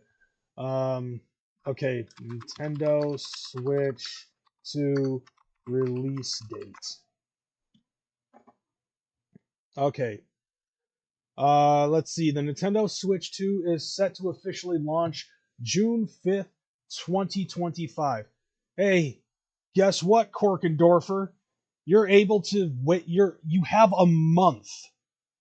You have a month to be able to pre-order this. And just because you weren't able to pre-order it at the exact moment that the clock struck 12 doesn't mean that it's the end of your career. I'm laughing at this fucking dude, for real. Like, you fucking douche. You doofus. You douches. You doofus douche. Like, it's just crazy to me. No. So I completely failed tonight. This was a complete waste of my time. I know some people personally that got one. So I know someone who got 2 actually. So shout outs to them, but you know, I'm gonna wait it out a little bit, and hopefully, you know, more pre-orders become available, because that is a thing that does happen. So hopefully I'll be able to get one in like a secondary batch. You know, like I said, if you end up getting one of these What up, early and Bartle? stealing it from someone, hit up my Twitter DMs. I will be paying premium prices for this. Oh my god, you're gonna fall down that rabbit hole? Like you're seriously gonna fucking do that? Okay, you know what? I'm gonna look up on eBay. Let's see what it says about the Nintendo Switch 2 on eBay.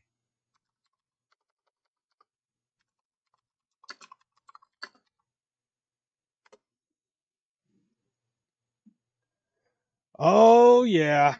Okay. Fam, fiddly fi fo fum fam. Here you go. Hey, asshole on the internet that I'm making fun of. Is this what you're looking for? Huh? Look at that. Nintendo Switch 2 bundle pre-sale pre-order confirmed. It's a US seller. He's flipping it, okay, from $599.99 to $725. But you got to pay for the fucking delivery for when it comes out. Assuming this company is actually going to fucking remember it, even though they might, because it's 100%. All right, you got just the regular Switch here. Oh look, here's another fucking pre-sale with Mario Kart World. Look, it's $734.99. They're trying to get your fucking pocket money, dude. Like they're upping the price on this one. Oh, here it is by itself, $699.99. Oh, here's another one, $600. Pre-orders are fucking through the roof on this motherfucker. And you're gonna be that bitch. You're gonna be that bitch that's gonna fucking buy this shit because you're like, I needs it, I wants it. Let's go to shipping highest value. Here you go, asshole. Are you willing to buy the fucking pre-sale here with overnight shipping? It's only $5,000 plus delivery. Acting like like these resellers, these cocksmokers are the real villains here. You know, because like they buy the shit, they flip it. I don't give a fuck if you want to say don't knock my hustle. This isn't a hustle. This is a fucking theft. All right. These right here are absolute fucking theft. And this dude is most likely willing to pay that money. You got 5 bands on you, dude. You'll be able to buy yourself a fucking Nintendo Switch bundle, and I bet you that the download is going to be fucking digital. It's going to be a whole ass digital fucking game.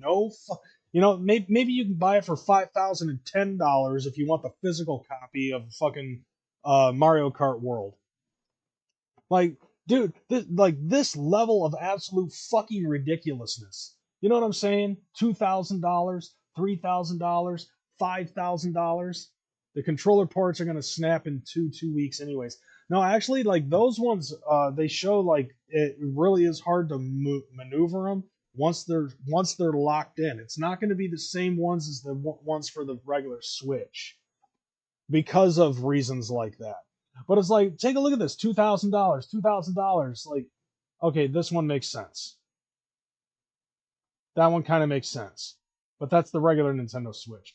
But $1,500, like, look at this shit. This is absolutely fucking bonkers. Like, these prices, like, these are all the fucking bots that pre-ordered this shit. The ones that Homeboy was fucking talking about. Now, apparently, like, he has another video that I found, like, a day or two after that. The Nintendo Switch 2 pre-order situation individual just got crazy. So like yesterday's video, I will have a timestamp to the video game portion of the video, so feel free to skip this portion. But I do have an update on my stepdad. I received a call yesterday. I don't know if he said anything about a stepdad. Did his stepdad fucking buy one for $5,000? Friday, late afternoon, early evening from his girlfriend, and I picked up the phone, and on the other end of the phone was a very tired sounding man who demanded to know whether or not the Knicks won the game on Thursday night. Who and cares? This is about fucking Nintendo. God damn it! I could give a fuck less about the Knicks. No, yes, the Knicks did win. He seems in very good spirits.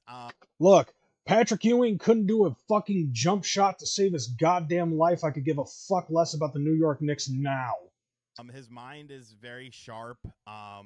Physically, he's a little beat up right now. He had like fallen on the ground and was on the ground for like 2 hours. What does this have to do with Nintendo? Knew that he had a stroke and stuff like that, so he's a little banged up. They started doing some physical therapy. You're angering me. He was able to sit up in his bed and move a line, at work while being made. I'm fast forwarding. So thank you guys, which is all I can really ask for. Look, dude, your stupidity from the last video has already fucking got me flustered about how stupid you are.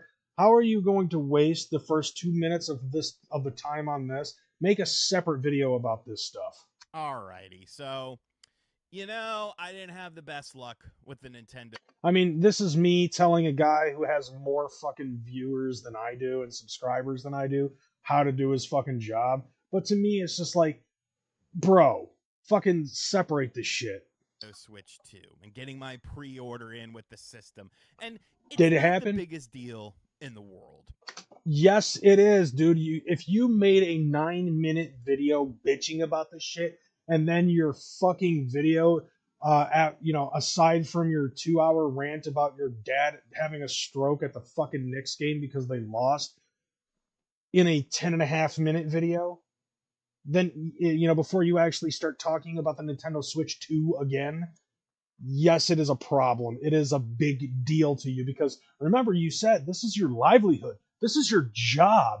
The fate of the balance of your career rests on whether or not you are able to pre-order this son of a bitch or overpay for a pre-order on eBay or anything like that. Like, let's just keep it real here. If you don't get it, you don't get it. No big deal. But for me, it's kind of my business. It's kind of my business is relying on being able to inform you guys about the games, the hardware itself, what I think about it. So it was very frustrating striking out at Walmart, striking out at Target, and striking out at Best Buy because it seems like I was one of the few people on Earth who did not get a pre-order in for this system. On the day of, the very first day that it fucking pre-releases. But, dude, can you understand? You have a month before the fucking game comes out. You don't need to pre-order it now. And I'm pretty sure that there's going to be other video game stores that are going to have the system on the day of its release, like extra ones for people like you that that can actually wait. You know what I'm saying? Not like me, where I'm going to wait a year, or if the mood strikes and I happen to have a bunch of extra money in my pocket, if I have like $450 to burn, then I'll get one then. But like, dude, you're like, instead of talking about the success of you getting this, you decide, I'll give you the benefit of the doubt. You talked about the failure of what it was to try to get this pre-order, and you've basically were still able to fucking milk the cow with it. But it's like, don't try to tell me that you're not, that it is what it is when you're like saying this, that the fate of the balance of your fucking career rests on whether or not you get the goddamn thing, and then trying to say, yeah, but it's not that big of a deal. Make up your fucking mind.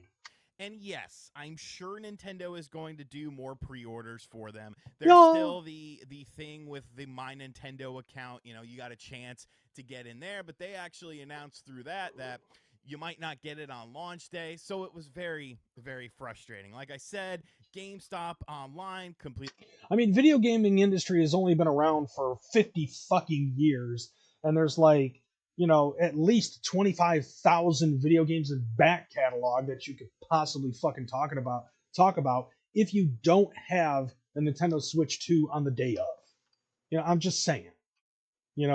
There's like, being in the video game market, there is a lot that you have the capability to fucking talk about, but you're just solely focused on the Nintendo Switch 2. It's like you have to have it. Like, fuck that shit. crashed. I went to the mall. There was a long line of people. So I felt Hey, he actually did the fucking smart shit. Look, did you hear what he said? He said he went to the fucking mall. orders for them. There's still the thing with the My Nintendo account. You know, you got a chance to get in there, but they actually announced through that you might not get it on launch day. So it was very, very frustrating. Like I said, GameStop online completely crashed. I went to the mall. There was a long line of people. So I felt pretty defeated, honestly. I felt very defeated and very frustrated. And of course, a ton of you guys reached out to me. Super cool of you guys saying, you know, I got an extra one, or I can sell you mine at cost, this, that, and the other. And I sincerely appreciate all that. And, you know, I was definitely considering some of those things, but you got to remember, we would have to deal with the shipping process. Shipping takes a couple of days, you know, from when you get it to when I get it. And now I'm already kind of behind the 8 ball a little bit. I'm a little bit behind in my coverage. So I was considering those. I saw. Oh my God. You know what this reminds me of? This reminds me of a time where one of my close friends was willing to offer Blue a fucking gathering ticket so he could go to the gathering because he was like, oh, it's my dream to go to the fucking gathering of the Juggalos. And so homie was just like, all right, cool. I'll get an extra ticket so you can go to the gathering of the Juggalos. And he's like, all right, I got, oh, thanks. I appreciate you, homie. And then fucking Blue's like, oh yeah, I also need like a ride to the fucking gathering. Could you, possibly get me a fucking flight ticket in a hotel so that way I could go to like that type of shit. You know what I'm saying?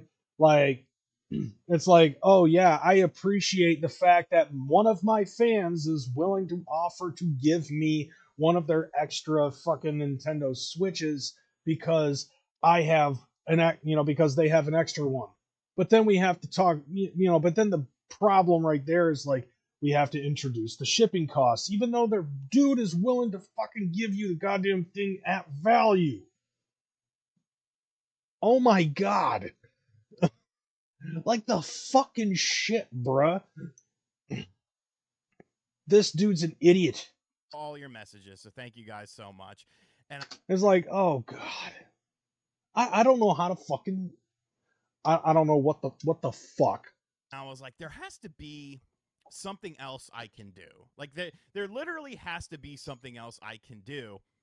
And so I came up with some ideas. My first idea was, okay, I'm going to search Facebook Marketplace to see who has a pre-order system up. And maybe there'll be someone in my area, and then I can talk to them, work out some sort of deal with them. So I went over to Facebook Marketplace. I'm typing away. Oh my God. I did find some listings. Most of them were scalper prices, which I wasn't necessarily against paying as long as I could get it, the day of the. Oh my God.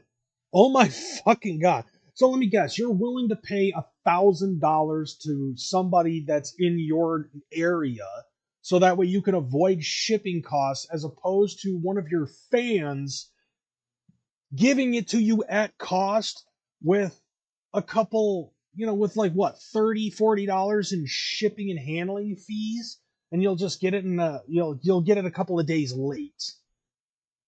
Bro, are you fucking kidding? Systems release or like the next day or something like that, but it wasn't 100% guaranteed. And so I'm looking around. There's some like a couple hours away one way, or a couple hours away another way, and I'm just like, well, that's not gonna work. Like at that point, I might as. This dude is exhausting. Like his level of thinking on this whole thing is just infuriating. Like, yes, there was there's been a shit ton of fucked up shit that has happened when it concerns all of these pre-orders. Like anybody that and by the way, the pre-orders apparently sold out within an hour.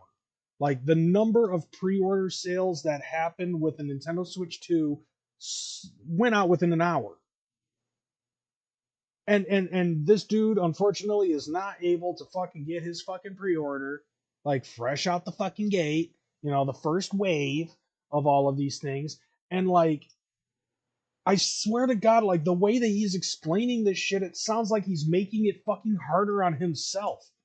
Like, he is self fucking prophesizing his own failure at getting this motherfucker. Like, it seems like he's making it more difficult on himself. And he's not thinking logically about the shit. Like, the most logical solution as of right now is to talk to the fans who are willing to have you have one of these motherfuckers at cost. All you have to do is just pay a little extra shipping. You'll get it a couple of days late. You're not going to be too behind the eight ball.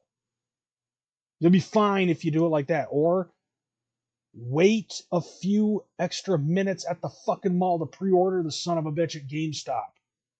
Is it really that difficult? Well, just get one from one of you guys and, just hope for the best, or, sit here and try and figure out, if there is going to be more pre-orders, maybe I could get one of those. I'm still hopeful for that, but I don't understand how there's such a thing as limitations on the fucking pre-orders.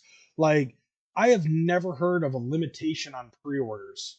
Maybe it's happened in the past. I don't know. Did it happen with the Switch one, with the first Switch? I don't know. Like, I've never heard of such a thing. Like, I've heard of go to the store, get a fucking pre-order, then the store will contact whoever they need to contact. Nintendo will provide the fucking correct number of systems that they need to pre-order on the day, and they'll be there for day of launch. Outside of that, I've never heard of a limit on pre-orders. That kind of, like, what, each store can only have like 15 fucking items pre-order, video game systems pre-ordered or something. I mean, they're gonna sell either way. Brought up a lot of dead ends, and I'm like, I need something concrete. I am not going to be able to sleep. I'm not going to be able to function between now and June 5th unless I have something a little bit more concrete. Unless I have something that I know I'm going to have access to, whether or not there are more pre-orders, whether or not Nintendo chooses me in their little program with the My Nintendo thing. I need assurance. I need this for my brain, because this is how my brain functions, like, just all over the place. Like, I can't rest. I can't relax until something is nipped in the bud. Are you serious? So then I got creative. Okay. Let me tell you, folks, when I say I got creative, I was sitting there. I'm sitting outside. Sitting there. Kind of thinking, and I'm like, oh my God, I have a genius idea. We're going to rob GameStop. And if this works, I am the smartest man alive. I'm like, well, I went to my GameStop at the mall near me, and there was a lot of people there. I wonder if anyone on Twitter decided to talk about their GameStop mall experience at the mall near me. And if so, maybe I can buy it off of them if they're not, emotionally invested in this system. So I went to Twitter, typed in GameStop and the name of my mall, and sure enough, we got a hit. We have a gentleman who's standing in line complaining because there are some security guards that skipped the line in order to pre-order the Nintendo Switch 2, and he was not happy about it. So I'm like, okay, we have a lead. This is something I can work off of. Hover over his name, and I'll be damned. He follows me on Twitter. So I'm like, yo, this could be good. So I slide in the DMs. I'm like, yo, what's up? How would you like to make some money? And then I'm like, wait, that sounds very strange. So I was like, yeah, it does. Yo, that sounds weird as hell, but, sorry, but, like, hit me up, bro. And so he hits me up. He's a fan of the show. He watches all the videos. He knows that I didn't get my pre-order in. I'm like, what's your status with this? And he was like, well, I got a bundle from GameStop, but I do have an individual system from Target without Mario Kart as well, kind of as my backup. I'll sell you that at, just retail cost, no scalping or anything like that. And I'm like, this was the most brilliant idea that I could have come up with. I found a local individual who's going to have two Nintendo Switch 2 systems. I'm going to get one of them. I'm going to get it the day he gets it. This is brilliant. I mean, see, like, and all you had to do was do something concerning the fucking mall and GameStop. Bro, like, how hard of a situation was that? Like, for real. Like, that was, oh my God. It took you 2 days to figure this out? Oh my God. Like, that is some dumb ass shit. Brilliant. So obviously, I told him, huge thank you. I'll probably throw him some extra money. He's probably watching this anyways. I'll throw you some extra money anyways as a sign of goodwill. But now my confidence is much higher because even if there aren't any more pre-orders, even if I'm not able to get one of the other pre-orders, even if Nintendo doesn't choose me for their little Switch 2 program where they send it out to you or something like that, I have a solid backup plan that I can get, immediate access to. And that just makes me so happy. Yeah, that's gonna help him sleep later at night. It's just like, Jesus Christ, bro. Like, dude, I would have, like, look, when I pre-order shit, it does not hurt my fucking sleeping pattern. I sleep like a baby, regardless as to whether or not the fucking pre-order situation is going to affect my shit. You know what I'm saying? Like, it's not that big of a deal to me. Okay? Like, if I get the pre-order, I get the pre-order. If I don't, I don't. I'm gonna eventually get the fucking shit anyways. And I have, like, dude, I have a higher form of meaningful ways of making content with the stuff that I already have. Like, you can't tell me that you didn't do that. Like, the last time I tried watching the same guy, it was like the first video I ever saw from him was like, I'm selling my fucking retro collection. I don't play it anymore, blah, blah, blah. And I'm like, dude, you can make money off of that shit. Like, rather than just selling it, like, you can make passive income with the shit that you already have. I'm proving that on Twitch. Like, dude, I like every fucking video game that I own, I am playing on Twitch to try to make the fucking money back. Whether it be through ad revenue or bits and donations and shit like that, I'm gonna fucking get my money back. And I have been with every single fucking video game that I've played so far. I have obtained and turned a fucking profit on it. And when I'm done playing them, I could probably do it again. So it's like, dude, you have video games that you could fucking make more money on doing stuff on, here, talking about games of yesteryear and shit like that. Like, your company doesn't fucking, your LLC does not solely rely on the existence of whether or not you have the Switch 2. And even if it was the case, you shouldn't have fucking made it such a big deal and turn yourself into a potential fucking victim head. just over this shit. Like, the shit that this dude fucking did was absolutely mind-bogglingly stupid and ridiculous. Like, oh my fucking God. Oh God. That hurt my fucking skull. All right, just having to fucking hear that dude, and I'm done. Like, I'm done listening to that fucking dude. Let's wrap that up and let's talk about the next thing. Okay, the reason why I stopped, the reason why I not stopped, but the reason why I did not do my show last week, right? The main reason why I didn't do my show last week was primarily because of WrestleMania. And like I said, we had 4 things going on that weekend, right? 420, obviously. So I know that a lot of you guys fucking celebrate your daily constitutional, specifically on 420. You act like it's a fucking holiday. I'm sorry, but I don't smoke weed, so, like, I understand, but I don't at the same time. Like, okay, yeah, I understand 420 being a code, it turned into a fucking thing, turned into like a pseudo holiday, but at the same time, it's Hitler's birthday, and it's also Easter weekend, and it was also WrestleMania weekend. And out of all 4 of those things, there was only 2 of those things that I fucking celebrated. and one of them was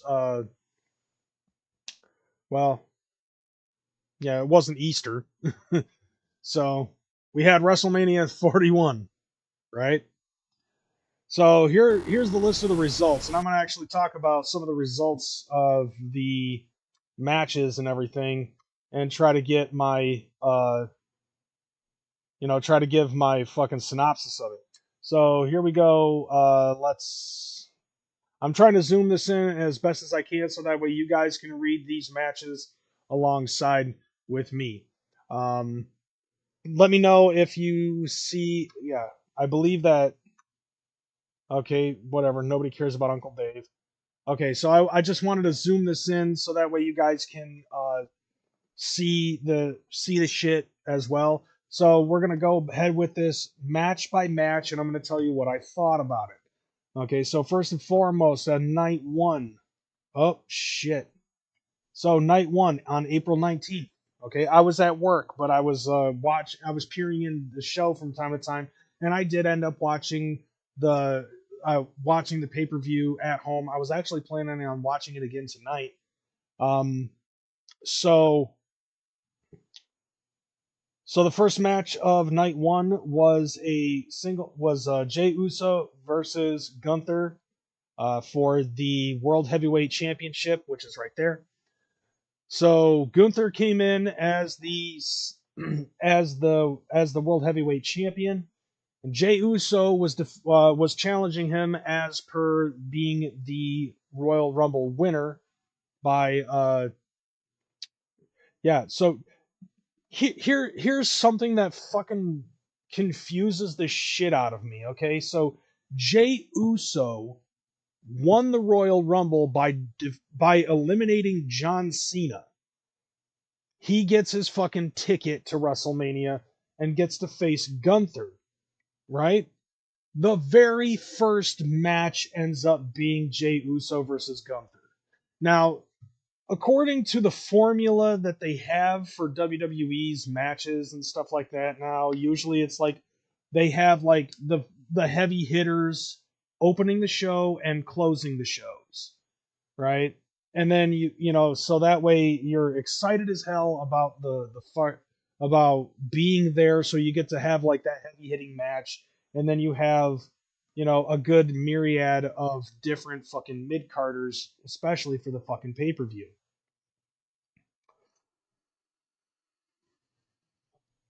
So at first I was kind of like, I'm not too happy about the fact that Jey Uso is opening the show with Gunther in this title defense, but I was okay with the match. Like like one of the things that I don't like about when either of the Usos are fighting somebody, and you know how you have that classic back and forth, the yay boos as I call them, or in this case it's the yeet boos, because every time Jey Uso punches somebody, everybody in the crowd says yeet. So the yay boos are basically your classic back and forth punch fest between your heels and your baby faces. When the baby faces punch the heels, everybody says yay. When the heels punch the baby face, everybody says boo. Or if it's two faces, it's whoever they like the most versus whoever's John Cena. But like the way that they back and forth punch whenever it's a fucking Uso in charge of the match, it takes for fucking ever. I hate how slow the punching back and forth is between either of the Usos. And I feel like it's just a waste of time. I don't understand why they fucking draw it out like they do. But at the end of the day, like the match for the most part, like Jey Uso, I do like Jey Uso. I like how he has the capability to fucking hold the crowd, especially like after the Jimmy Uso getting beat bloody by Gunther situation, and Jey Uso's not even doing the fucking yeet thing, and people are still fucking, he's still over with the crowd. I like that, like even his entrance being the way that it is. You know what I'm saying? I fucking dig that shit. But the one thing that I did not like, okay, so I believe Gunther's fucking finishing move is the traditional sleeper hold. And then you've got Jey Uso who does the fucking, the body splash off the top rope. So we got to see Gunther fucking do the flying, like the fucking superfly splash, like what Jey Uso does. So Gunther did imitate Jey Uso's finisher.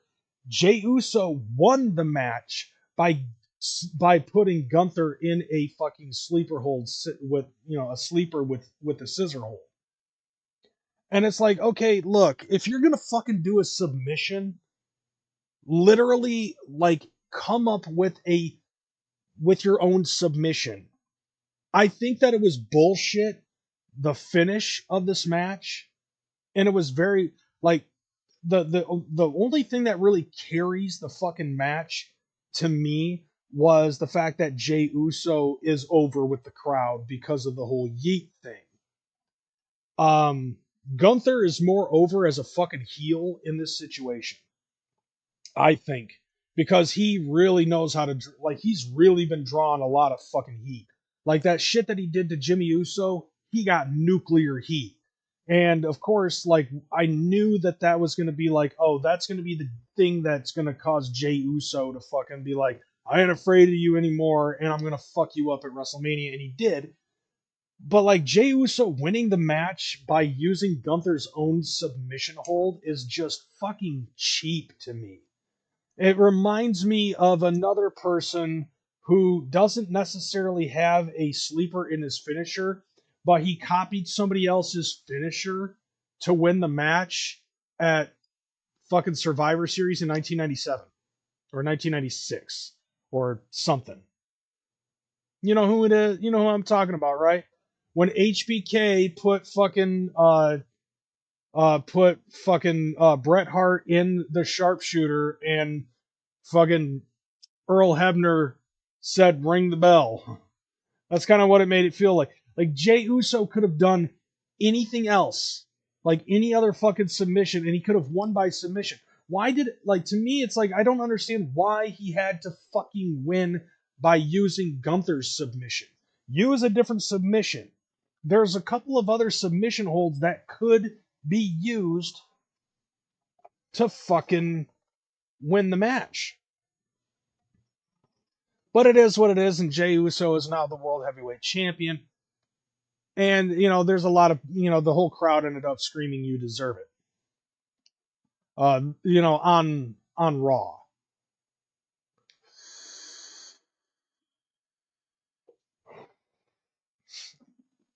But then you got the follow-up match, which is a tag team match between the New Day and the War Raiders for the World Tag Team Championship. And the New Day ended up fucking winning. That's a nice picture. But yeah, so we have the New Day and we have the War Raiders, which I'm glad to see that the War Raiders are no longer doing the whole Viking thing. I like to see that the War Raiders are more themselves. And, so you have Kofi Kingston, you have Xavier Woods, Eric, and Ivar. Who do you think ICP should have taken place of in the Hall of Fame induction this year? Nobody, honestly. Like, I'm happy with everybody that was inducted. But, I mean, like, Triple H has actually said at some point, like, they have a list of people that they want to have inducted, but they can't induct everybody at the same time, otherwise, they have to stretch this out so that way the Hall of Fame can continue. So maybe ICP is on the list, and it could possibly happen someday. But so, like, I guess when you look at this with the story and everything, the War Raiders have fucking neck problems. Both of them ended up almost retiring because of their neck issues. And at the same time, you've got the New Day, who recently turned heel, and everybody in the crowd hates the New Day because of the way that they treated Big E Langston. But, like, to have, like, the War Raiders, who are big, meaty men slapping meat, go up against bird chest Kofi Kingston and Xavier Woods, who's while his physique is impressive, I don't feel like that he has a super good fucking moveset. Like Xavier Woods is literally pretty fucking mid. Like with this new version of the New Day, it just doesn't like it literally doesn't play off without having the fucking heavyweight powerhouse that is Big E. I feel like that's the one thing that they are trying to prove with the New Day, that they don't need Big E as a powerhouse in order to fucking get over. Because the vast majority of the time that when the New Day was defending, was going after titles and defending titles under the Freebird rule, it was mostly Kofi Kingston and Big E, and Xavier Woods was kind of just like the manager. And eventually they shoehorned Xavier Woods into doing possible matches, so that way the titles could be defended under the Freebird rule. But like having them like to me, unless Kofi Kingston and Xavier Woods were like cheating heavily, I feel like that's the only way that they could have actually defeated the War Raiders. And to me, it just didn't feel like a believable match. Like the new Day winning the titles against the War Raiders didn't feel like a believable match. Like I feel like that it just kind of fell flat. So it was kind of like okay, it is what it is. But maybe there's more to it when it concerns the fucking New Day. And I don't mind the New Day being heels, but I don't like the way that they fucking built themselves as heels in this fashion. Let's see. Then we have the third match, which is Jade Cargill versus Naomi. And this was just a basic grudge match. The only thing that was noticeable out of this to me was Naomi kind of had an outfit that reminded me a lot of Owen Hart. Like when Owen Hart had the fucking caution shit, and I posted about it on Facebook and kind of made fun of it. I was like, Naomi wearing fucking Naomi's outfit making me feel like, and then I posted a picture. It wasn't of Owen Hart, but it was actually of Jason Sensation during the DX parody when he was playing as Owen Hart wearing the fucking black outfit with the caution tape around him, looking like a damn road sign. What the hell am I? The school crossing? I tried to be a tough guy, but I just couldn't grow my damn beard in. Like Naomi dressed up like the Nugget, and then you got Jade Cargill, who kind of resembles like a short-haired Storm. And I don't care about this fucking match because it's basically two bitches fighting over who's best friends with Bianca Belair, and I don't care. Like I literally did not care about that. I cooked burrito. Like I was working, and I during this fucking shit, and I didn't care about this after I saw Naomi fucking come to the ring. And then when I tried to rewatch it, I didn't care then either because I was cooking fucking frozen burritos in my microwave. The next one that was available, let's see, yeah, Jacob Fatu versus LA Knight, who was the WWE United States Championship. LA Knight, yeah. Now, like, I do care about women's wrestling. I do think that they are doing better with it. They've been doing much better with it. I mean, take a look at this time lapse. This time lapse was 9 minutes and 20 seconds.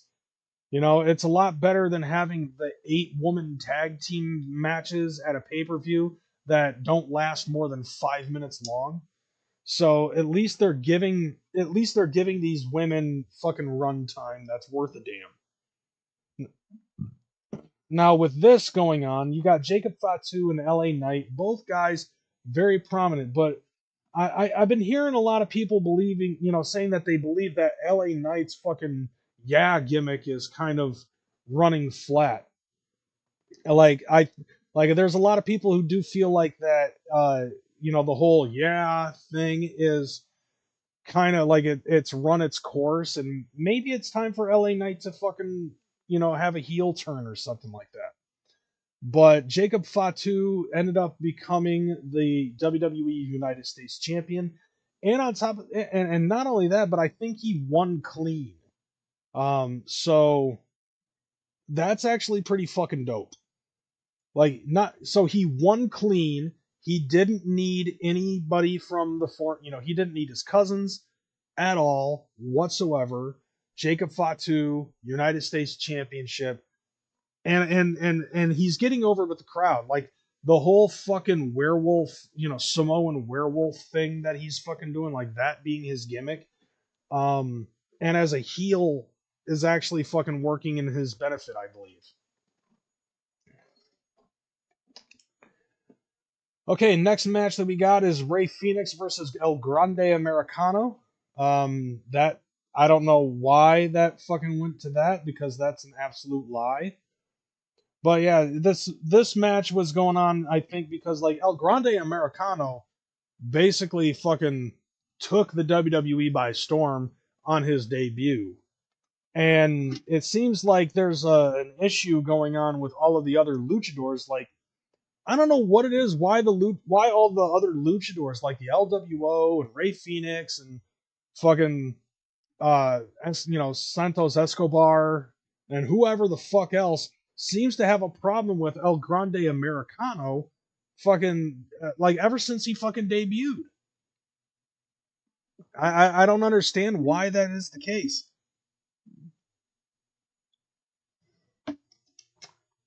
I mean, you would think that they would be happy. I mean, I listened to the commentary from the Spanish announcers, and they were talking up a storm about how fucking great El Grande Americano is. Like, El Grande Americano is like one of the best fucking luchadors in Lucha Libre. And yet, like, it seems to me like all of the other fucking luchadors in this bitch are fucking jealous. You know what I'm saying? It just seems like they're jealous of the fact, especially Rey Mysterio. And Rey Mysterio, I guess, was not able to fight in a match against El Grande Americano, but I believe that was on the card. So Rey Fenix ended up wrestling against El Grande Americano, but to no avail. El Grande Americano still ended up fucking defeating Rey Fenix, which I'm digging the fuck out of that, because as we all know, El Grande Americano is one of the greatest luchadors in Lucha Libre wrestling history. Like one of the best, if not the best, El Grande Americano is. Okay, so we got this Tiffy match again. Tiffany Stratton being the champion facing Charlotte Flair, because Charlotte Flair ended up winning the Royal Rumble this year. And so like they ended up having this match. The only thing that carried this match together was the fact that Charlotte Flair came back, got divorced from Andrade, got a new fucking face surgery, and then Tiffy ended up deciding to point that fucking out. And so Charlotte ended up fucking trying to say, well, if that's the case, then, why is your man fucking in my DMs? And I gotta say, like, I don't remember who it is that Tiffany Stratton is fucking dating as of right now. Let me see. I know it's So yeah, she's been dating Ludwig Kaiser for the last 2 years. Like, Ludwig Kaiser is the first man in the history of ever that has ever been accused of cheating, and not a single fucking person believes it. Like, take a look at Charlotte Flair, right? This version of Charlotte Flair, and then you take a with her botched fucking facial surgeries and shit like that, versus Tiffany Stratton. Tiffy has got that fucking body, and her fucking star has been shining. Charlotte Flair, legitimately, the only main reason why she has a fucking career is because of her father. And let's face it, yes, she is athletic. Yes, she has quite a bit of the tools, but she can't fucking carry a promo to save her fucking life, unless, even if it's scripted. Like the whole, like I remember when she did the whole "I'm better than you" fucking heel gimmick, and it was just terrible because she kept on fucking yelling over people and cutting them off, and it was just like, dude, you fucking suck at promos. Now Tiffany Stratton, on the other hand, like I'm not a big fan. Like I'm a fan of Tiffany Stratton just due to the fact that I do feel like that she has a pretty good, like she has a good look. She has athleticism and shit like that. But the fact that she has a moonsault and calls it the prettiest moonsault ever, like a moonsault is not necessarily a fucking impressive thing unless you're Piper Nivens. All right, like unless like you got to remember, like Bill DeMott's fucking finisher was the moonsault, and he called it no laughing matter. Okay, Violent J has like his finisher is the moonsault. When you're a big man or big woman who does the fucking moonsault, that's impressive to me. But nevertheless, some like and despite the major prestige that Charlotte Flair has, she still lost against Tiffany Stratton in a title match for the WWE Women's Championship.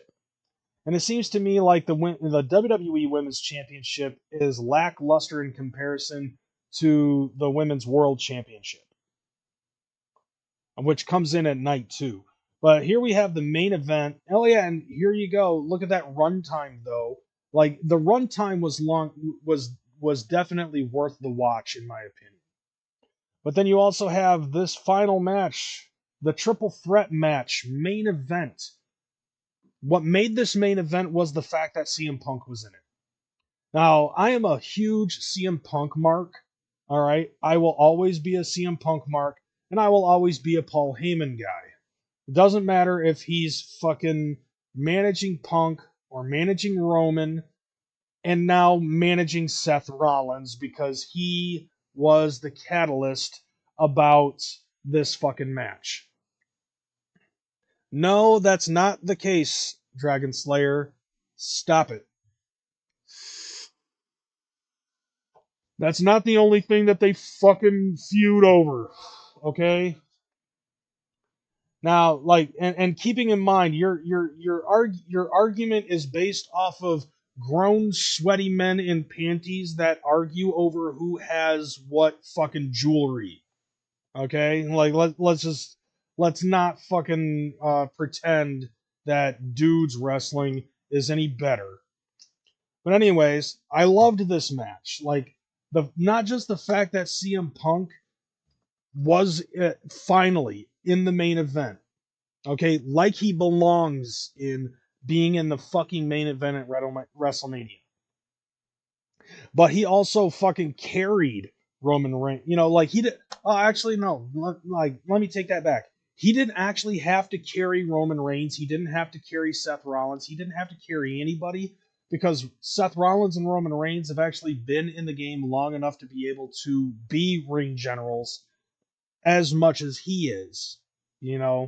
Possible, like, personally, I think CM Punk is a good locker room leader, and I think that he can carry the ball pretty well. Everybody in this kind of has a decent skill set. I think that Roman Reigns has something to.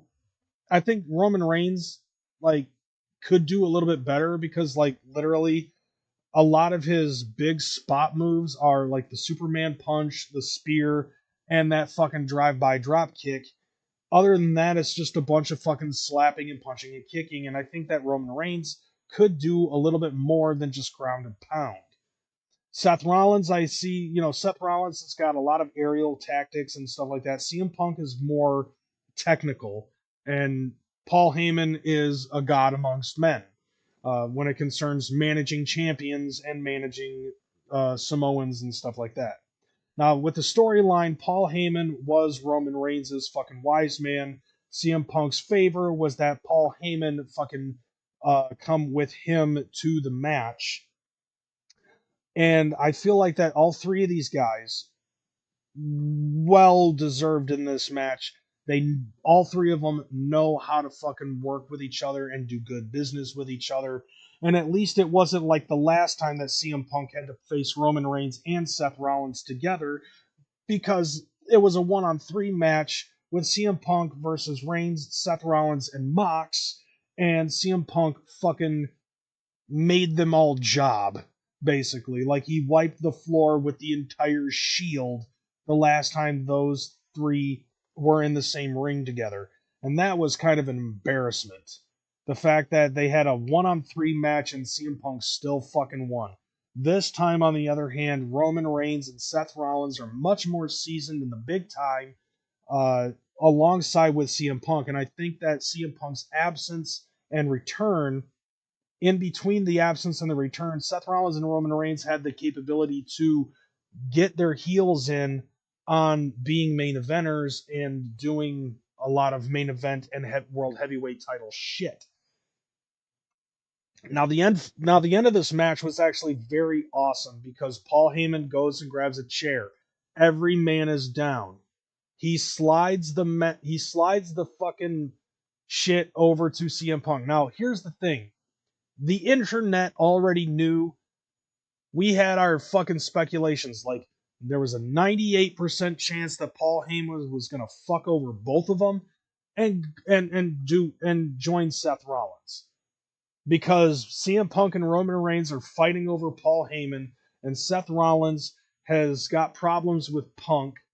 Like with the storyline and stuff like that. And Roman Reigns has a problem with Seth Rollins because, well, let's see, there are three things that are guaranteed in life: death, taxes, and Roman Reigns getting hit in the back with a steel chair by Seth Rollins. Like, that's exactly, that's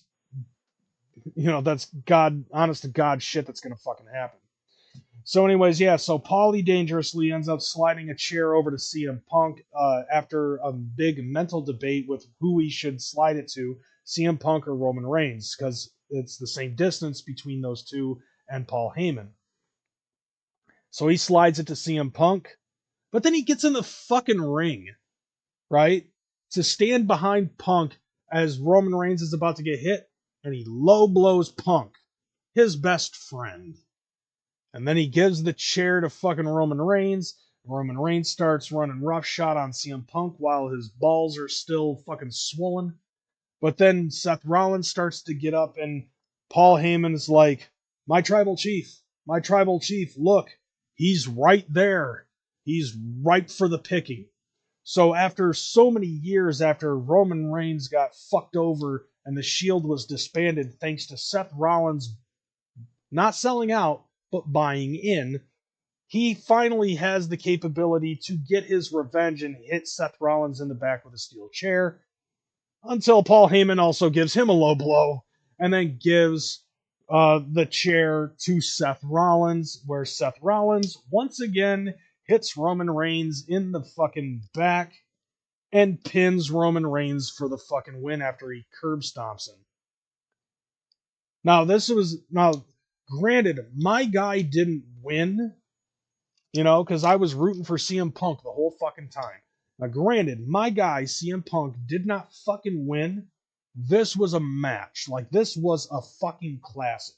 Despite the fact that Seth Rollins fucking wins and gets to keep Paul Heyman, it definitely opens up the door to a couple of possibilities. Could CM Punk and Roman Reigns see eye to eye on the fact that Paul Heyman fucked them both over Seth Rollins and start fucking with Seth?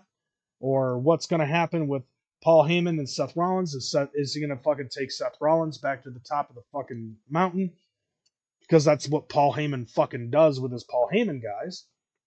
But then in the following Raw, Roman Reigns and Punk still were having their issues, but then Seth Rollins fucking came into play, and then everybody ended up fucking with each other until a wild card came in, which I will talk about later, because it involves the next fucking night. Now, so this is night 2, April 20th. Now, I will say this, though. This was a fucking classic. I will watch that time and time and time and time again, because I loved that match. The same thing with this one, actually, when it concerns this match between Io Sky, Bianca Belair, and Rhea Ripley, a triple threat match for the Women's World Championship. I loved this. I actually enjoyed the fuck out of this match. You could say what the fuck you want, but you do not want to say negative things about mommy in front of me. And on top of that, Io Sky winning this fucking match was fantastic. Now Bianca Belair ended up winning the fucking elimination chamber, and that's what got her to have a match for the Women's World Championship. Now, what happened right after that was Rhea Ripley gave Io Sky a championship title match in which Bianca Belair distracted Rhea Ripley. Io Sky became the champion. And ever since then, Rhea Ripley was like, I want my title match. Bianca Belair was like, all right, fine, you can get it, but after I get my title shot at WrestleMania against Io Sky. So Rhea Ripley is basically like, no, I want it, and it's going to be at WrestleMania. Which you could tell during the lead up to this match that this was going to fucking... You could tell by the lead up that it was going to be a triple threat match. But the thing that pissed me off the most about the fucking storyline lead up was the fact that it could have been Rhea Ripley versus Bianca Belair this entire time, and it probably should have been, but Io Sky was the fucking champion. And the Io Sky the entire time throughout the lead up of this match was the third wheel. Okay, so like anytime that Bianca Belair and Rhea Ripley were getting in each other's faces, Io Sky was trying to interject or to calm it down. At first, she was trying to quell the situation, and either Bianca Belair or Rhea Ripley were like pushing her out of the way, and it was pissing her off more and more. And she was not gonna fucking take being a third wheel.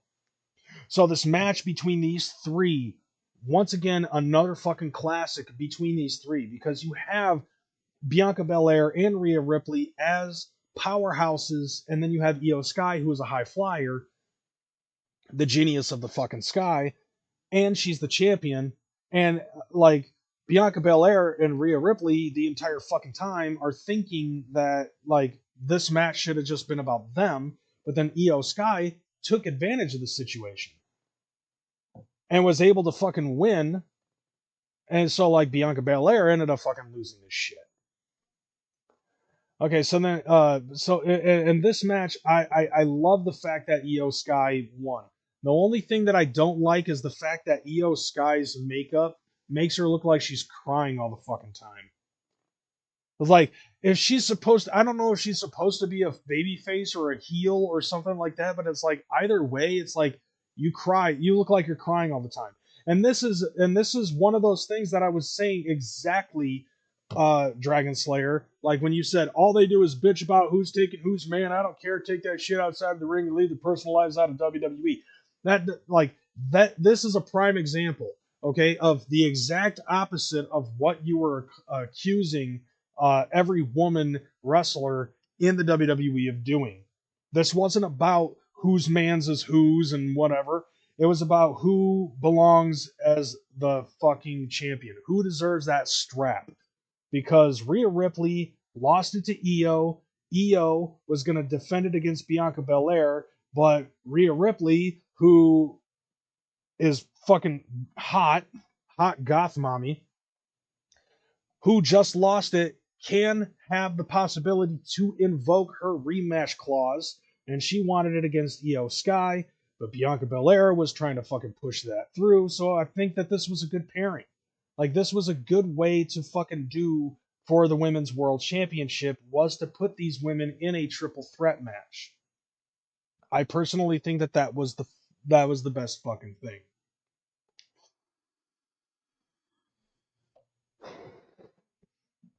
Now, the next match was Drew McIntyre versus Damian Priest in a Sin City street fight. I didn't care. Once again, cooking fucking burritos. And that would be more important for a 13-minute and 55-second runtime. That's just perfect amount of time for me to fucking flip through on Twitter. Now, the one thing I do remember though is the fact that like like Drew McIntyre ended up beating the shit out of Damian Priest. He took his brother's fucking cell phone, took a selfie, and then it ended up later being on social media saying "still bored at work, LOL." That I remember. And that was probably like the best fucking thing I saw. So I don't really have a whole lot of attention paid to this match between Drew McIntyre and Damian Priest, but I do know if it's a Sin City street fight, this was definitely one of those grudge match type things. And this falls back to last year's WrestleMania when Drew McIntyre won a title and Damian Priest ended up cashing in his Money in the Bank to beat Drew McIntyre for that title. So Drew McIntyre ended up this after all of the fucking CM Punk nonsense that he was having a fucking unhealthy hate boner for CM Punk. Once that all died out and the focus on Punk was heavily put on Seth Rollins because Drew McIntyre really, it don't fucking matter. Like, Drew McIntyre's heat with Punk really didn't fucking matter. It was more for Seth Rollins, because Seth Rollins had a bigger fucking deal with CM Punk making a return than Drew McIntyre did. Drew McIntyre's focus definitely should have been, and is probably no longer, on Damian Priest. So let's just say that this was an okay match. But the next match,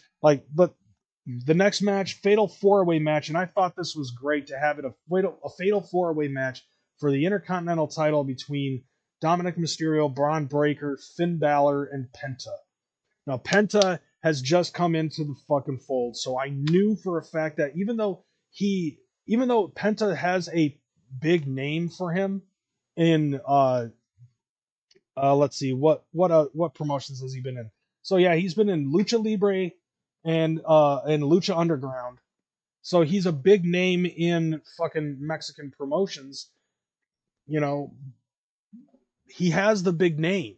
That's why he's on the main roster. But he's too new, I feel, to become Intercontinental Championship. To hold the Intercontinental Championship. Finn Balor, on the other hand, like, Finn Balor hasn't had a fucking title in God knows how long. But Finn Balor is also good enough to fucking be on that top spot with, like, Seth and Roman and Punk. And, there's a lot of guys that do belong in the top tier. Finn Balor basically, I don't feel like that he belongs in the fucking Intercontinental Championship picture. Like, he has, like, I mean, maybe now because, like, him as a heel in Judgment Day sucks, but him as a babyface when he does, like, the Demon Finn Balor and shit like that, that's fucking dope. Braun Breaker, dude, what can I say? Okay, like, I'm a fucking Steiner mark, and that probably has to do with the fact that I also am from Michigan.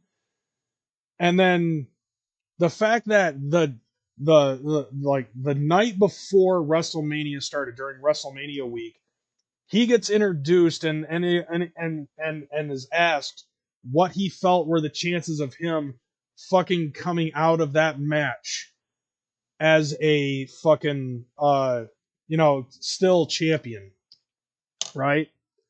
And I remember what he said. He said he basically said that, not, they say that all men, I'm gonna do this. Just okay, this is what he said. He said that they say that all men are created equal. But that's a badass. But he's a badass. Braun Breaker is a badass, so that's definitely not true. You see, like, everybody has a fucking 25% chance of winning this thing. But Dominic Mysterio knows that he cannot beat Braun Breaker. Alright? So he's not even going to try. So that means that Braun Breaker now has a 50% chance of winning. And then you throw Penta into the mix. Penta's afraid of Braun Breaker.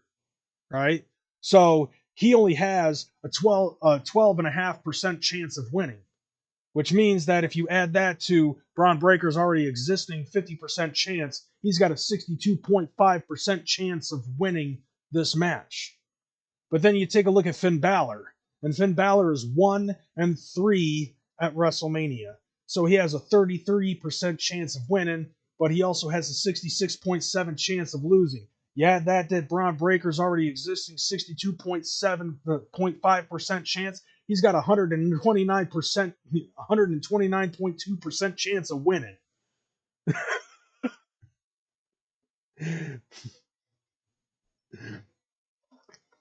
Now the math checks out, and the numbers don't lie. And that means that it spells disaster for Dominic, Finn Balor, and Penta at WrestleMania. But unfortunately, that was not the case.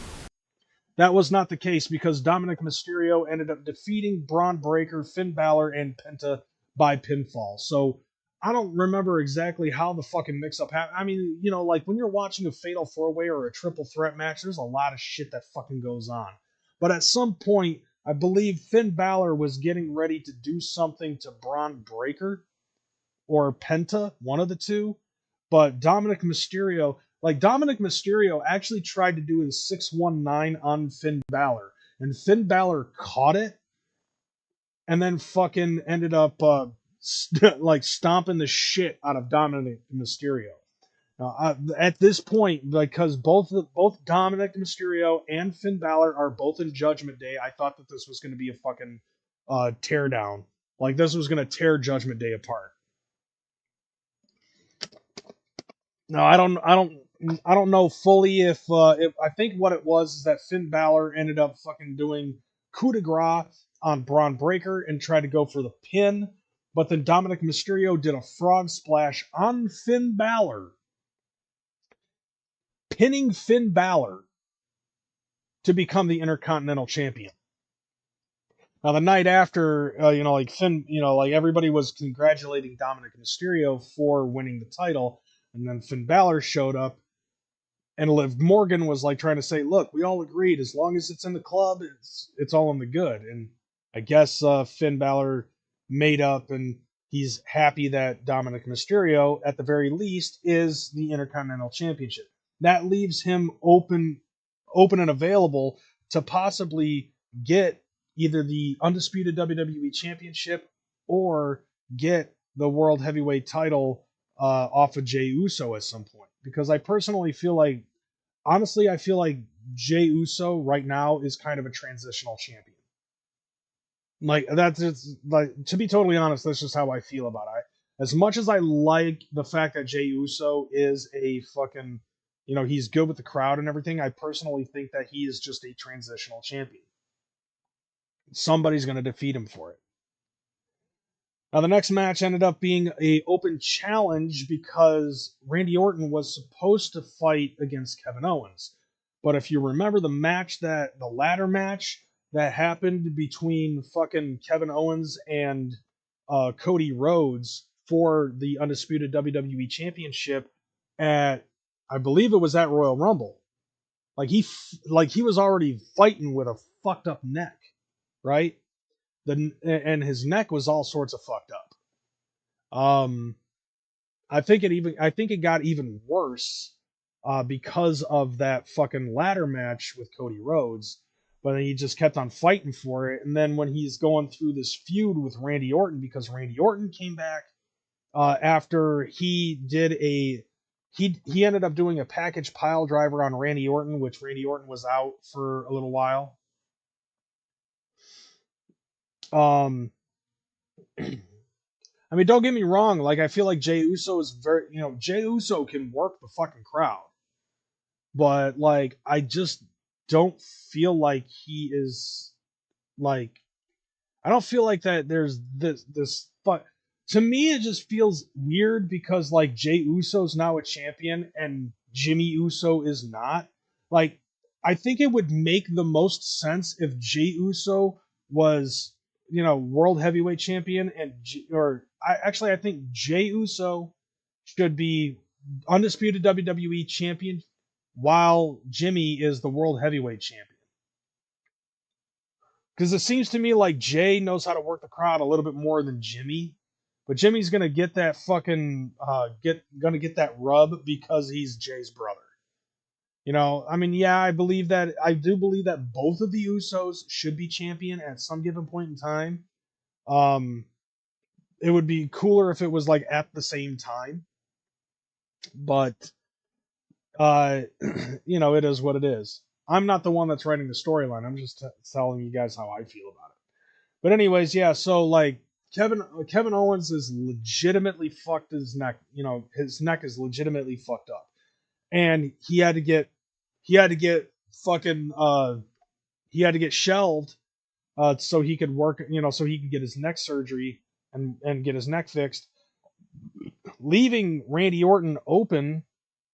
You know, it was just bad timing because like Randy Orton had just come back from his injury. He was in the middle of a fucking grudge feud with Kevin Owens, and then Kevin Owens had to get injured.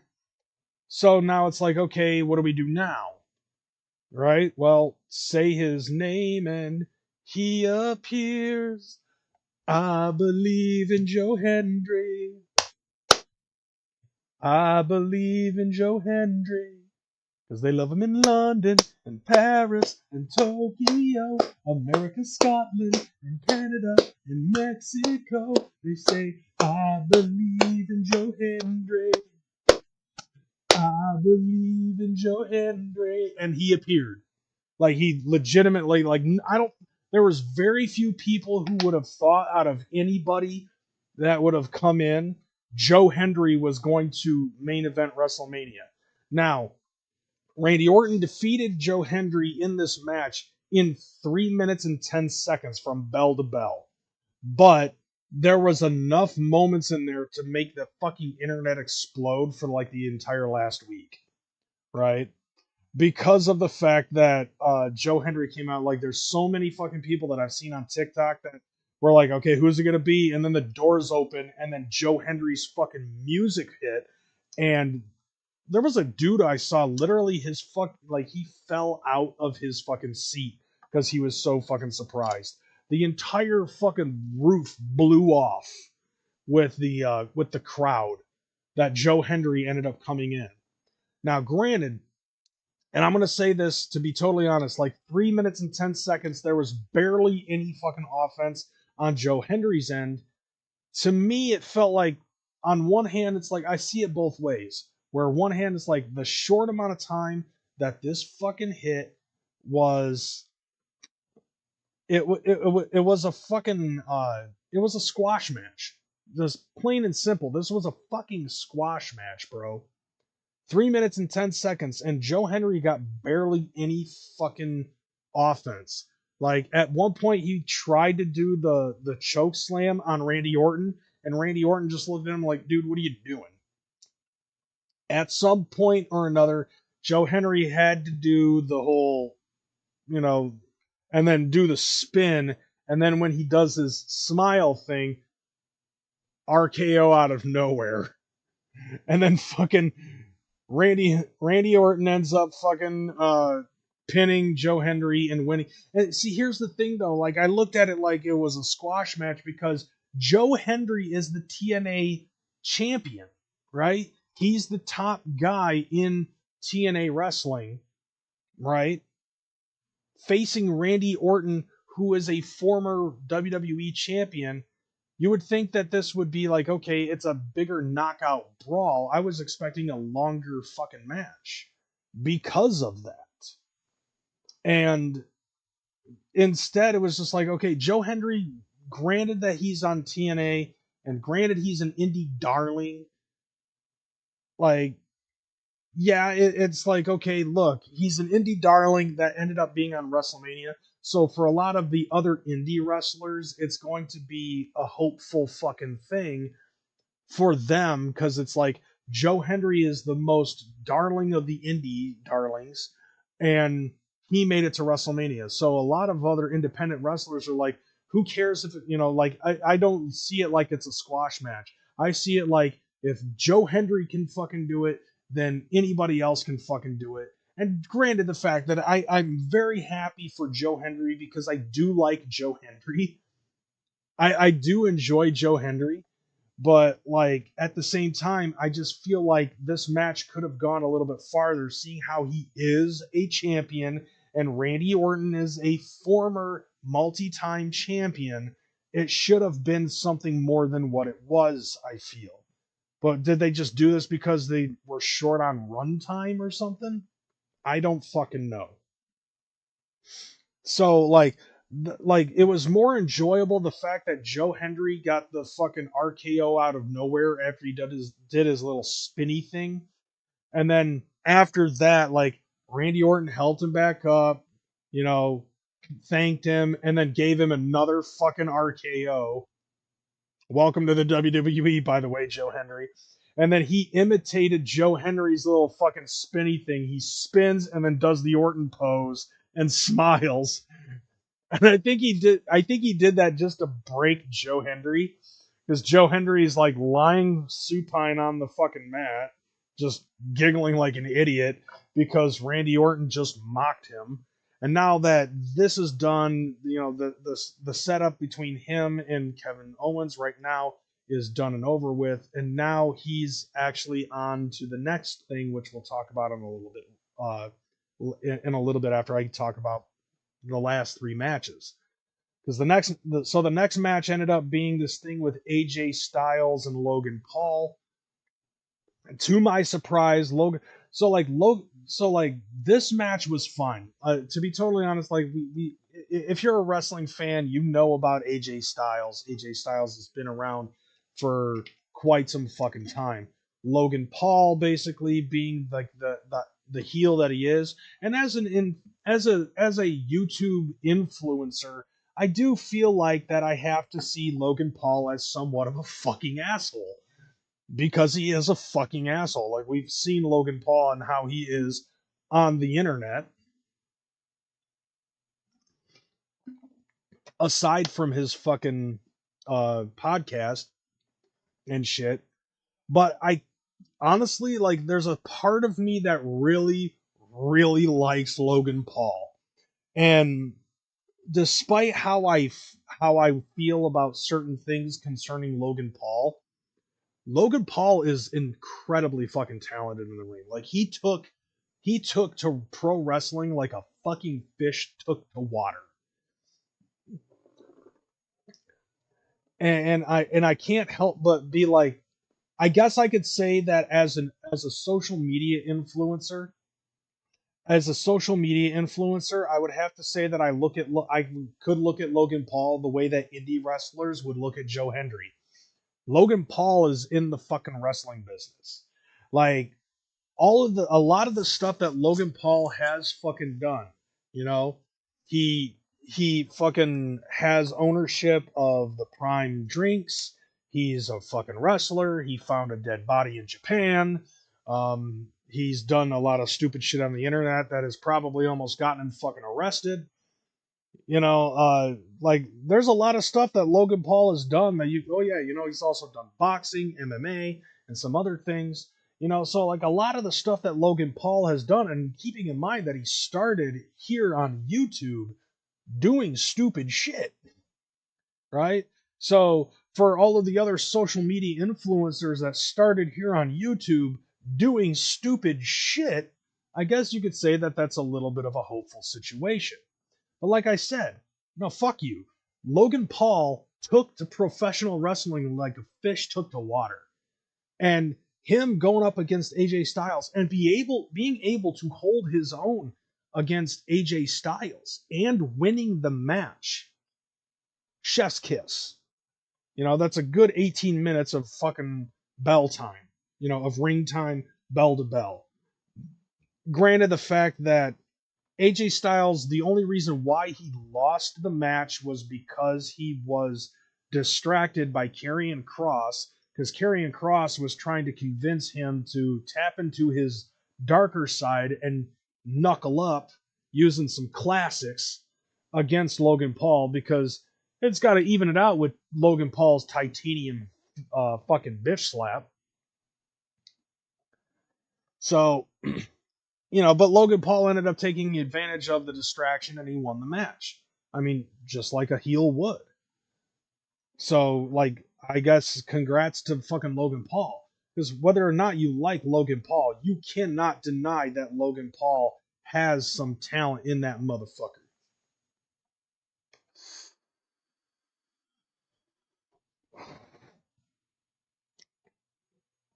Okay, so now we have this fucking match. Lyra Valkyria and Becky Lynch versus Liv Morgan and Raquel Rodriguez for the WWE Women's Tag Team Championship. So originally it was supposed to be Lyra Valkyria and Bayley, but Bayley ended up getting attacked before the fucking match started. And yeah, it was like Bayley got attacked on night one, and like Lyra Valkyria had 24 hours to find a new person. So in comes fucking Becky Lynch for the fucking cheap pop, and Becky Lynch and Lyra Valkyria win the fucking titles against Liv Morgan and Raquel Rodriguez. It was a quick fucking match. And basically, I guess it was just a reason to put two belts on Lyra Valkyria because Becky Lynch, being big time Becky two belts, the man. And it's funny because like she had already said in a Q&A before WrestleMania even started that she was not coming back full time. I guess she wants to fucking spend more time with her daughter, which was fucking it was actually cute in the fucking press shit that Becky Lynch, when they interviewed Becky Lynch and Lyra Valkyria, that Becky had had her and Seth's daughter. Her daughter looks so much like fucking Seth, it's creepy. It is so fucking creepy. But it's like, okay, I get it, I guess. I mean, my fucking daughter looks a lot like me anyways as well, so I guess I kind of understand it. But I'm like, I don't understand the whole idea. Like, they bring in Becky Lynch, and then the next night on fucking Raw, Liv Morgan and Raquel Rodriguez end up getting their fucking rematch clause, and they beat Lyra Valkyria and Becky Lynch by, I think it was by pinning Lyra Valkyria, and then Becky Lynch ends up turning fucking heel. All right. And so like that made very little sense to me. It's just like, is this the only reason why you brought in Becky Lynch? Or is like Becky Lynch gonna fall off into the fucking sunset or something like that, you know? No, like the idea behind her being the man is like at the time that she said that being the man is being like the top person overall. That's why she started calling herself the man. And it also pissed off a lot of dudes because it was that makes it even more legit. So but like I don't even think she considers herself the man anymore. Like the main reason why she started calling herself that was because at the time she was feuding with Charlotte Flair, whose father is Ric Flair, and Ric Flair basically saying the old phrase, "To be the man, you have to beat the man," right? And she was just like, "No, fuck you, I'm the man."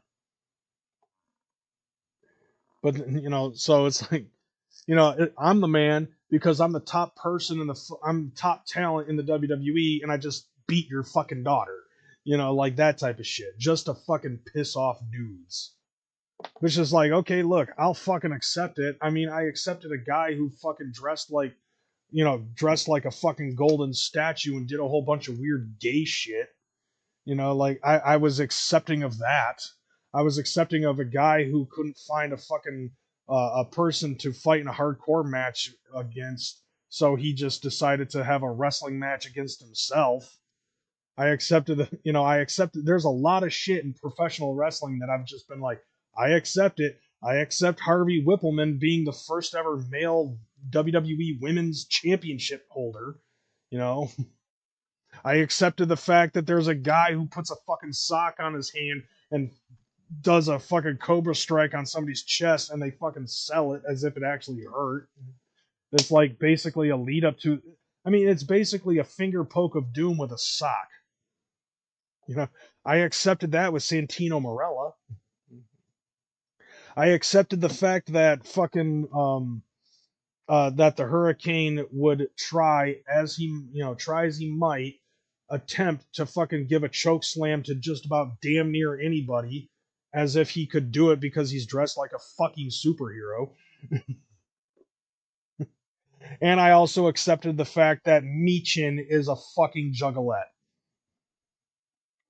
So there's a lot of stuff that I'll fucking accept, just as much as I'll accept the fact that Becky Lynch is the man. And speaking of this comes to the final fucking main event, which was Cody Rhodes defending the undisputed WWE Championship against John Cena. And for 21 minutes, I was bored as fucking shit between both of these guys.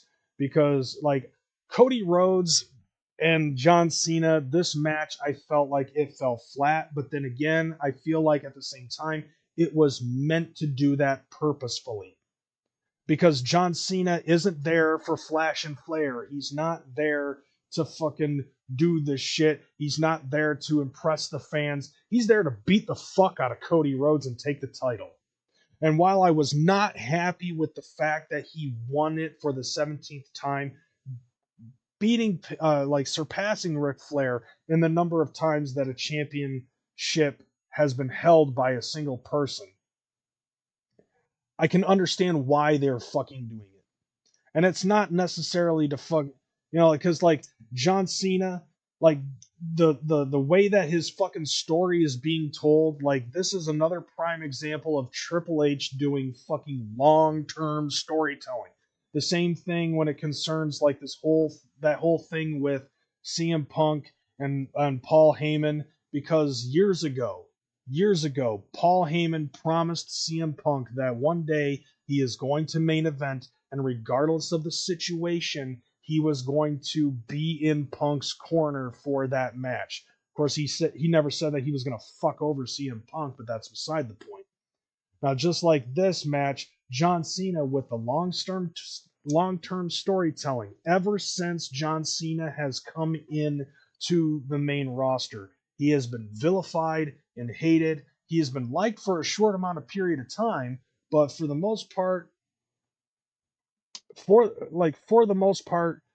fucking John Cena has been shit on. And for like and so like he's not like this heel version of John Cena is actually a heel version I have never seen anybody fucking be, where they're being completely indifferent to the crowd. Like literally indifferent. Like there's no love for the crowd, there's no hate for the crowd, there's no care for the crowd. Like that's basically where John Cena is at with this fucking storyline. And I feel like that with this match between him and Cody Rhodes and the results and where they're going with it from here on out until John Cena retires, I understand it. But like the thing about it is like for me as a person who grew up watching wrestling, John Cena, like granted, like he is a fucking person for children. Like he is a fucking champion of children. He's not a champion of the fucking people. Cody Rhodes is a champion of the people. John Cena now is out of his element in this sense, but he's begrudgingly fucking doing what he's doing. Like, and that's with the storyline. Aside from the storyline, I feel like honestly in real life, he is probably I honestly feel like he might be fucking hating himself for saying the things that he says about his fucking fans. Because it's like now it's like, like he's always had like that small monicum of fucking fans that have always been there for him. And like on SmackDown, when Randy Orton fucking pointed out the fact that when Randy Orton ended up pointing out the fact that like he's like, I've known you for a long time, John, like this is not you. Like this is like like You mean to tell me, like, you hold the world record for the number of wishes that you have made for the Make-A-Wish Foundation, and you mean to tell me that you don't give a shit about any single one of them? You know, it's like that type of shit right there literally has to be eating John Cena alive. Like IRL. Not with the kayfabe bullshit that we're seeing right here. But John is still doing his job and he's selling it fucking well. And with that, like I was saying before, with Randy Orton, now that Kevin Owens is temporarily out of the picture, this does leave him open for a fucking feud with John Cena, which I fucking dig.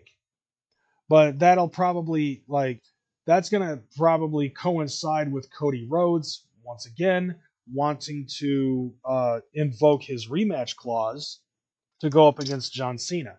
And I believe John Cena said that there is 28 dates that he has left, or maybe it's less than that now. 28 dates publicly that he has to be on either a pay-per-view or PLE, an episode of Raw or an episode of SmackDown. And then after that is done, that'll be the end of the year, and he's done. Like, that's when he'll fucking retire.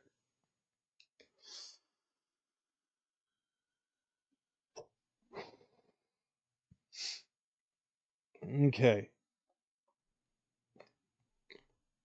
Okay. Until WrestleMania 41, WWE recognized the Universal Championship and WWE Championship as two separate titles, which made up the undisputed WWE Championship.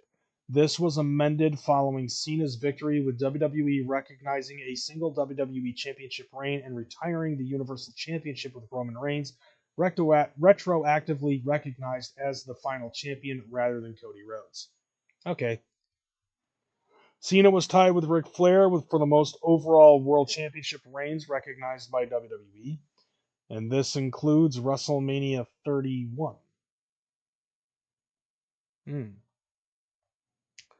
Okay, so yeah, and now John Cena is now the 17-time World Heavy, like WWE, he's now a 17-time champion. Now, to me, it's like I don't like it. I'm glad that he didn't. He the whole fucking lead up that led to WrestleMania when he first fucking announced that he was going to be in the Royal Rumble. I did not like that. I did not like it. It's like the possibility of him winning the Royal Rumble meant that he would tie with Stone Cold Steve Austin for the number of Rumbles winning. So I'm glad that didn't happen. But then he ends up winning the fucking money. Like, he ends up winning the Elimination Chamber. And that's when he fucking turned heel, which I did not like that.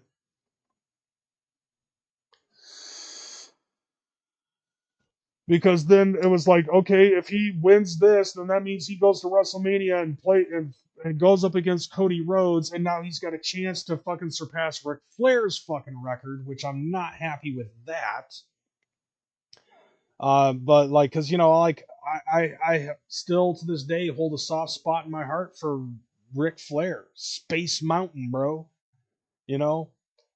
And then you got Cody Rhodes, who's the son of a plumber. He's the grandson of a plumber. But just the fact that John Cena, where he's at right now, because like his whole thing is like he's planning to ruin wrestling, and he ended up admitting the following night at Raw that his plan is basically to take that title that has been held by such impressive fucking like he's already broken like he was already like he already broke Ric Flair's streak, right? He already broke Ric Flair's shit. So now the only thing that he feels like he has left to do to ruin wrestling is to take the title that he's got right now and take it home. He's like, I understand like he said on Raw, I understand the fact that if I leave with the title, then they're just going to make a new one. But this specific title that has been held by so many greats, right? I mean, we'll go down here. Like you have like the history right here. You have Bruno Sammartino, the Nature Boy Buddy Rogers, as as fucking examples. Stone Cold Steve Austin, Kurt Angle, Chris Jericho, The Rock, so on and so forth. Like, let's take a look at some of the history of this title. And there's a lot of history. So we can go through and we can take a look at the list here of WWE champions. Right? Record 14 times John Cena has fucking won the title 14 fucking times. Like the WWE title in and of itself.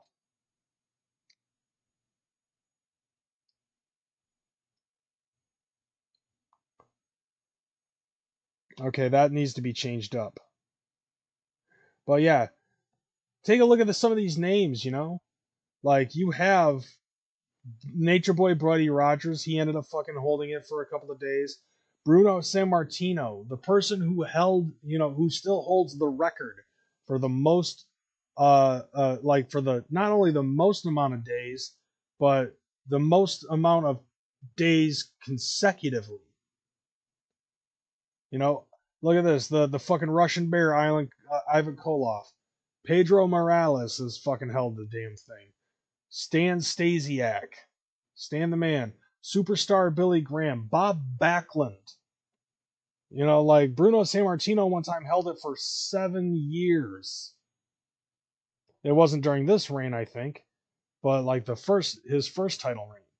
But Bob Backlund, he held it one time for 6 years. Antonio Inoki, apparently that's not. Apparently that. Let's see. Due to the controversial nature of the championship match, the WWE has since acknowledged that the match took place. However, the titles did not change hands due to the finish. So, okay, so yeah, that didn't fucking count, but it was vacated. And then Bob Backlund, this was when he fucking held it for 6 years. You've got the Iron Sheik that held the fucking title. Hulk Hogan, yeah, like Bob Backlund was supposed to drop it to Hulk Hogan, but he refused because he didn't feel like Hulk Hogan actually respected the lineage of the title. So, but Iron Sheik did, and Iron Sheik ended up fucking holding the title. He dropped it to Hulk Hogan, and Hulk Hogan's got his legacy. Andre the Giant has fucking had it. This doesn't count because he bought it from Andre the Giant, and that caused it to be vacated. The Macho Man Randy Savage has held the title. The Ultimate Warrior has held the title. Sergeant Slaughter has won the title. The Undertaker, with the amount of times that he's fucking held it. Ric Flair has held the WWE title. Twice? Huh, I didn't know that. Bret Hart. Bret Hart, Yokozuna, Bob Backlund again for some fucking reason. Diesel, Shawn Michaels, Psycho Sid, Stone Cold Steve Austin, Kane, even though it was for a day. The Rock.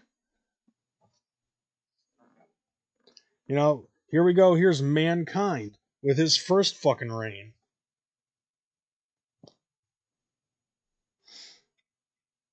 There's The Rock and there's Mankind again. The Undertaker, Mankind. Triple H, Vince McMahon for no fucking reason. Big Show. Kurt Angle. Kirk Angel.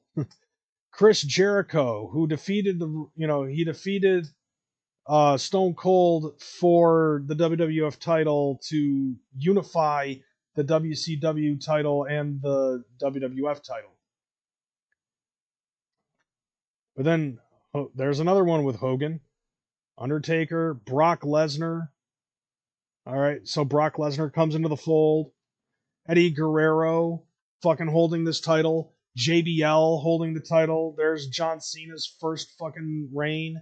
Edge held this fucking title. I mean, granted, like personally, I feel like the money.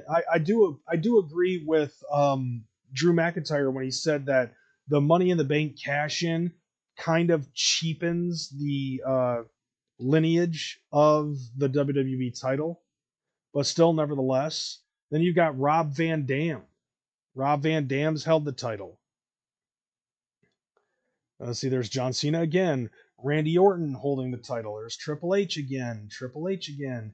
There's Edge again. Jeff Hardy. You know, like Jeff Hardy winning the title. Like, that was fantastic. Because Jeff deserved it. Like, hardcore. Batista. Like, right now we're swimming and fishing through the fucking list of people during the fucking Ruthless Aggression era. Now we have the PG era, like Sheamus holding the title, The Miz holding the title, CM Punk holding the title. Like, that was his first reign.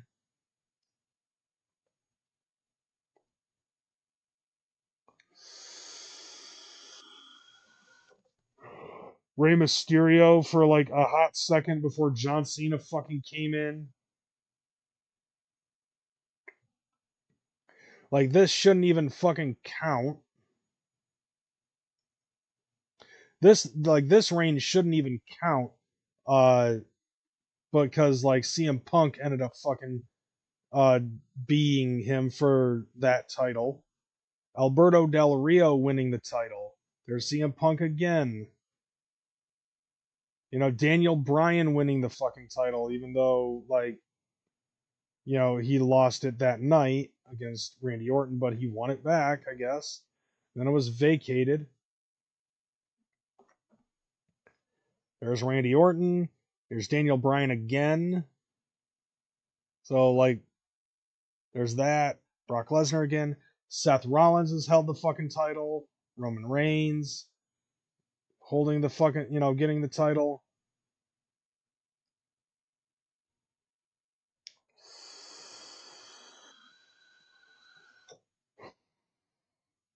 It's Triple H again.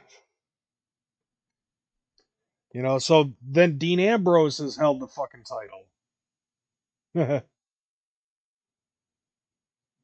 AJ Styles, Bray Wyatt, Jinder Mahal. Even though I wasn't a fan of his fucking title run, you know, but like he held it. Kofi Kingston has fucking held the title. Like, there's so many fucking stories and so many fucking memories of a lot of these title reigns. Like, when Kofi Kingston won that fucking title, like, I remember that. I mean, it didn't happen too long ago. Drew McIntyre ended up fucking, you know, ending up getting that shit. There's Bobby Lashley for the first time that he won the fucking title. Biggie Langston when he fucking won it. You know, that was fucking dope as shit. And then there's Cody Rhodes. You know, after Roman Reigns held the damn thing for, God, you know, forever and a fucking day. Cody Rhodes winning the title, and now John Cena. You know, so like John Cena's whole fucking story in this situation is that he wants to fucking erase all of that and basically make the WWE force a reset. I doubt that that's going to happen. Like, it's a lead up, so that way it's gonna. I think what's gonna happen is it's either gonna be like a back, you know, like it's gonna be a lead up to where he's got the title for you know, his 17th title, major title, but it's going to fucking, like, it's gonna be like the last couple of days that he has left in his contract before he officially retires from professional wrestling. And then he's gonna want, like, he's gonna get a title. He's gonna try to get a title shot on the last night of his fucking career in the WWE against whoever wins it. and then is going to lose that match. Or it's going to be the last night that he is available and he's still champion and he's going to lose that match. Like he's going to either way, one of those two things is going to happen.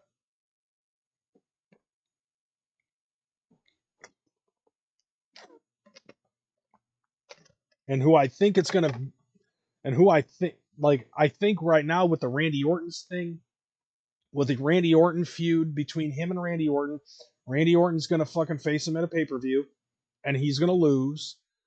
He's going to fight another person who's going to lose. And it's going to end up being Cody Rhodes facing him at another fucking pay-per-view. And it's going to be either the last night that John Cena has on his contract, or it's going to be like after Randy Orton, and then he's going to try to invoke his rematch clause and lose that match on the last night that he's there. Either which way, on the very last night of John Cena's tenure as a contracted WWE superstar, he will lose that fucking match. And it will save the WWE title. Like, that's how I'm seeing it. But overall, I would say that the pay-per-view,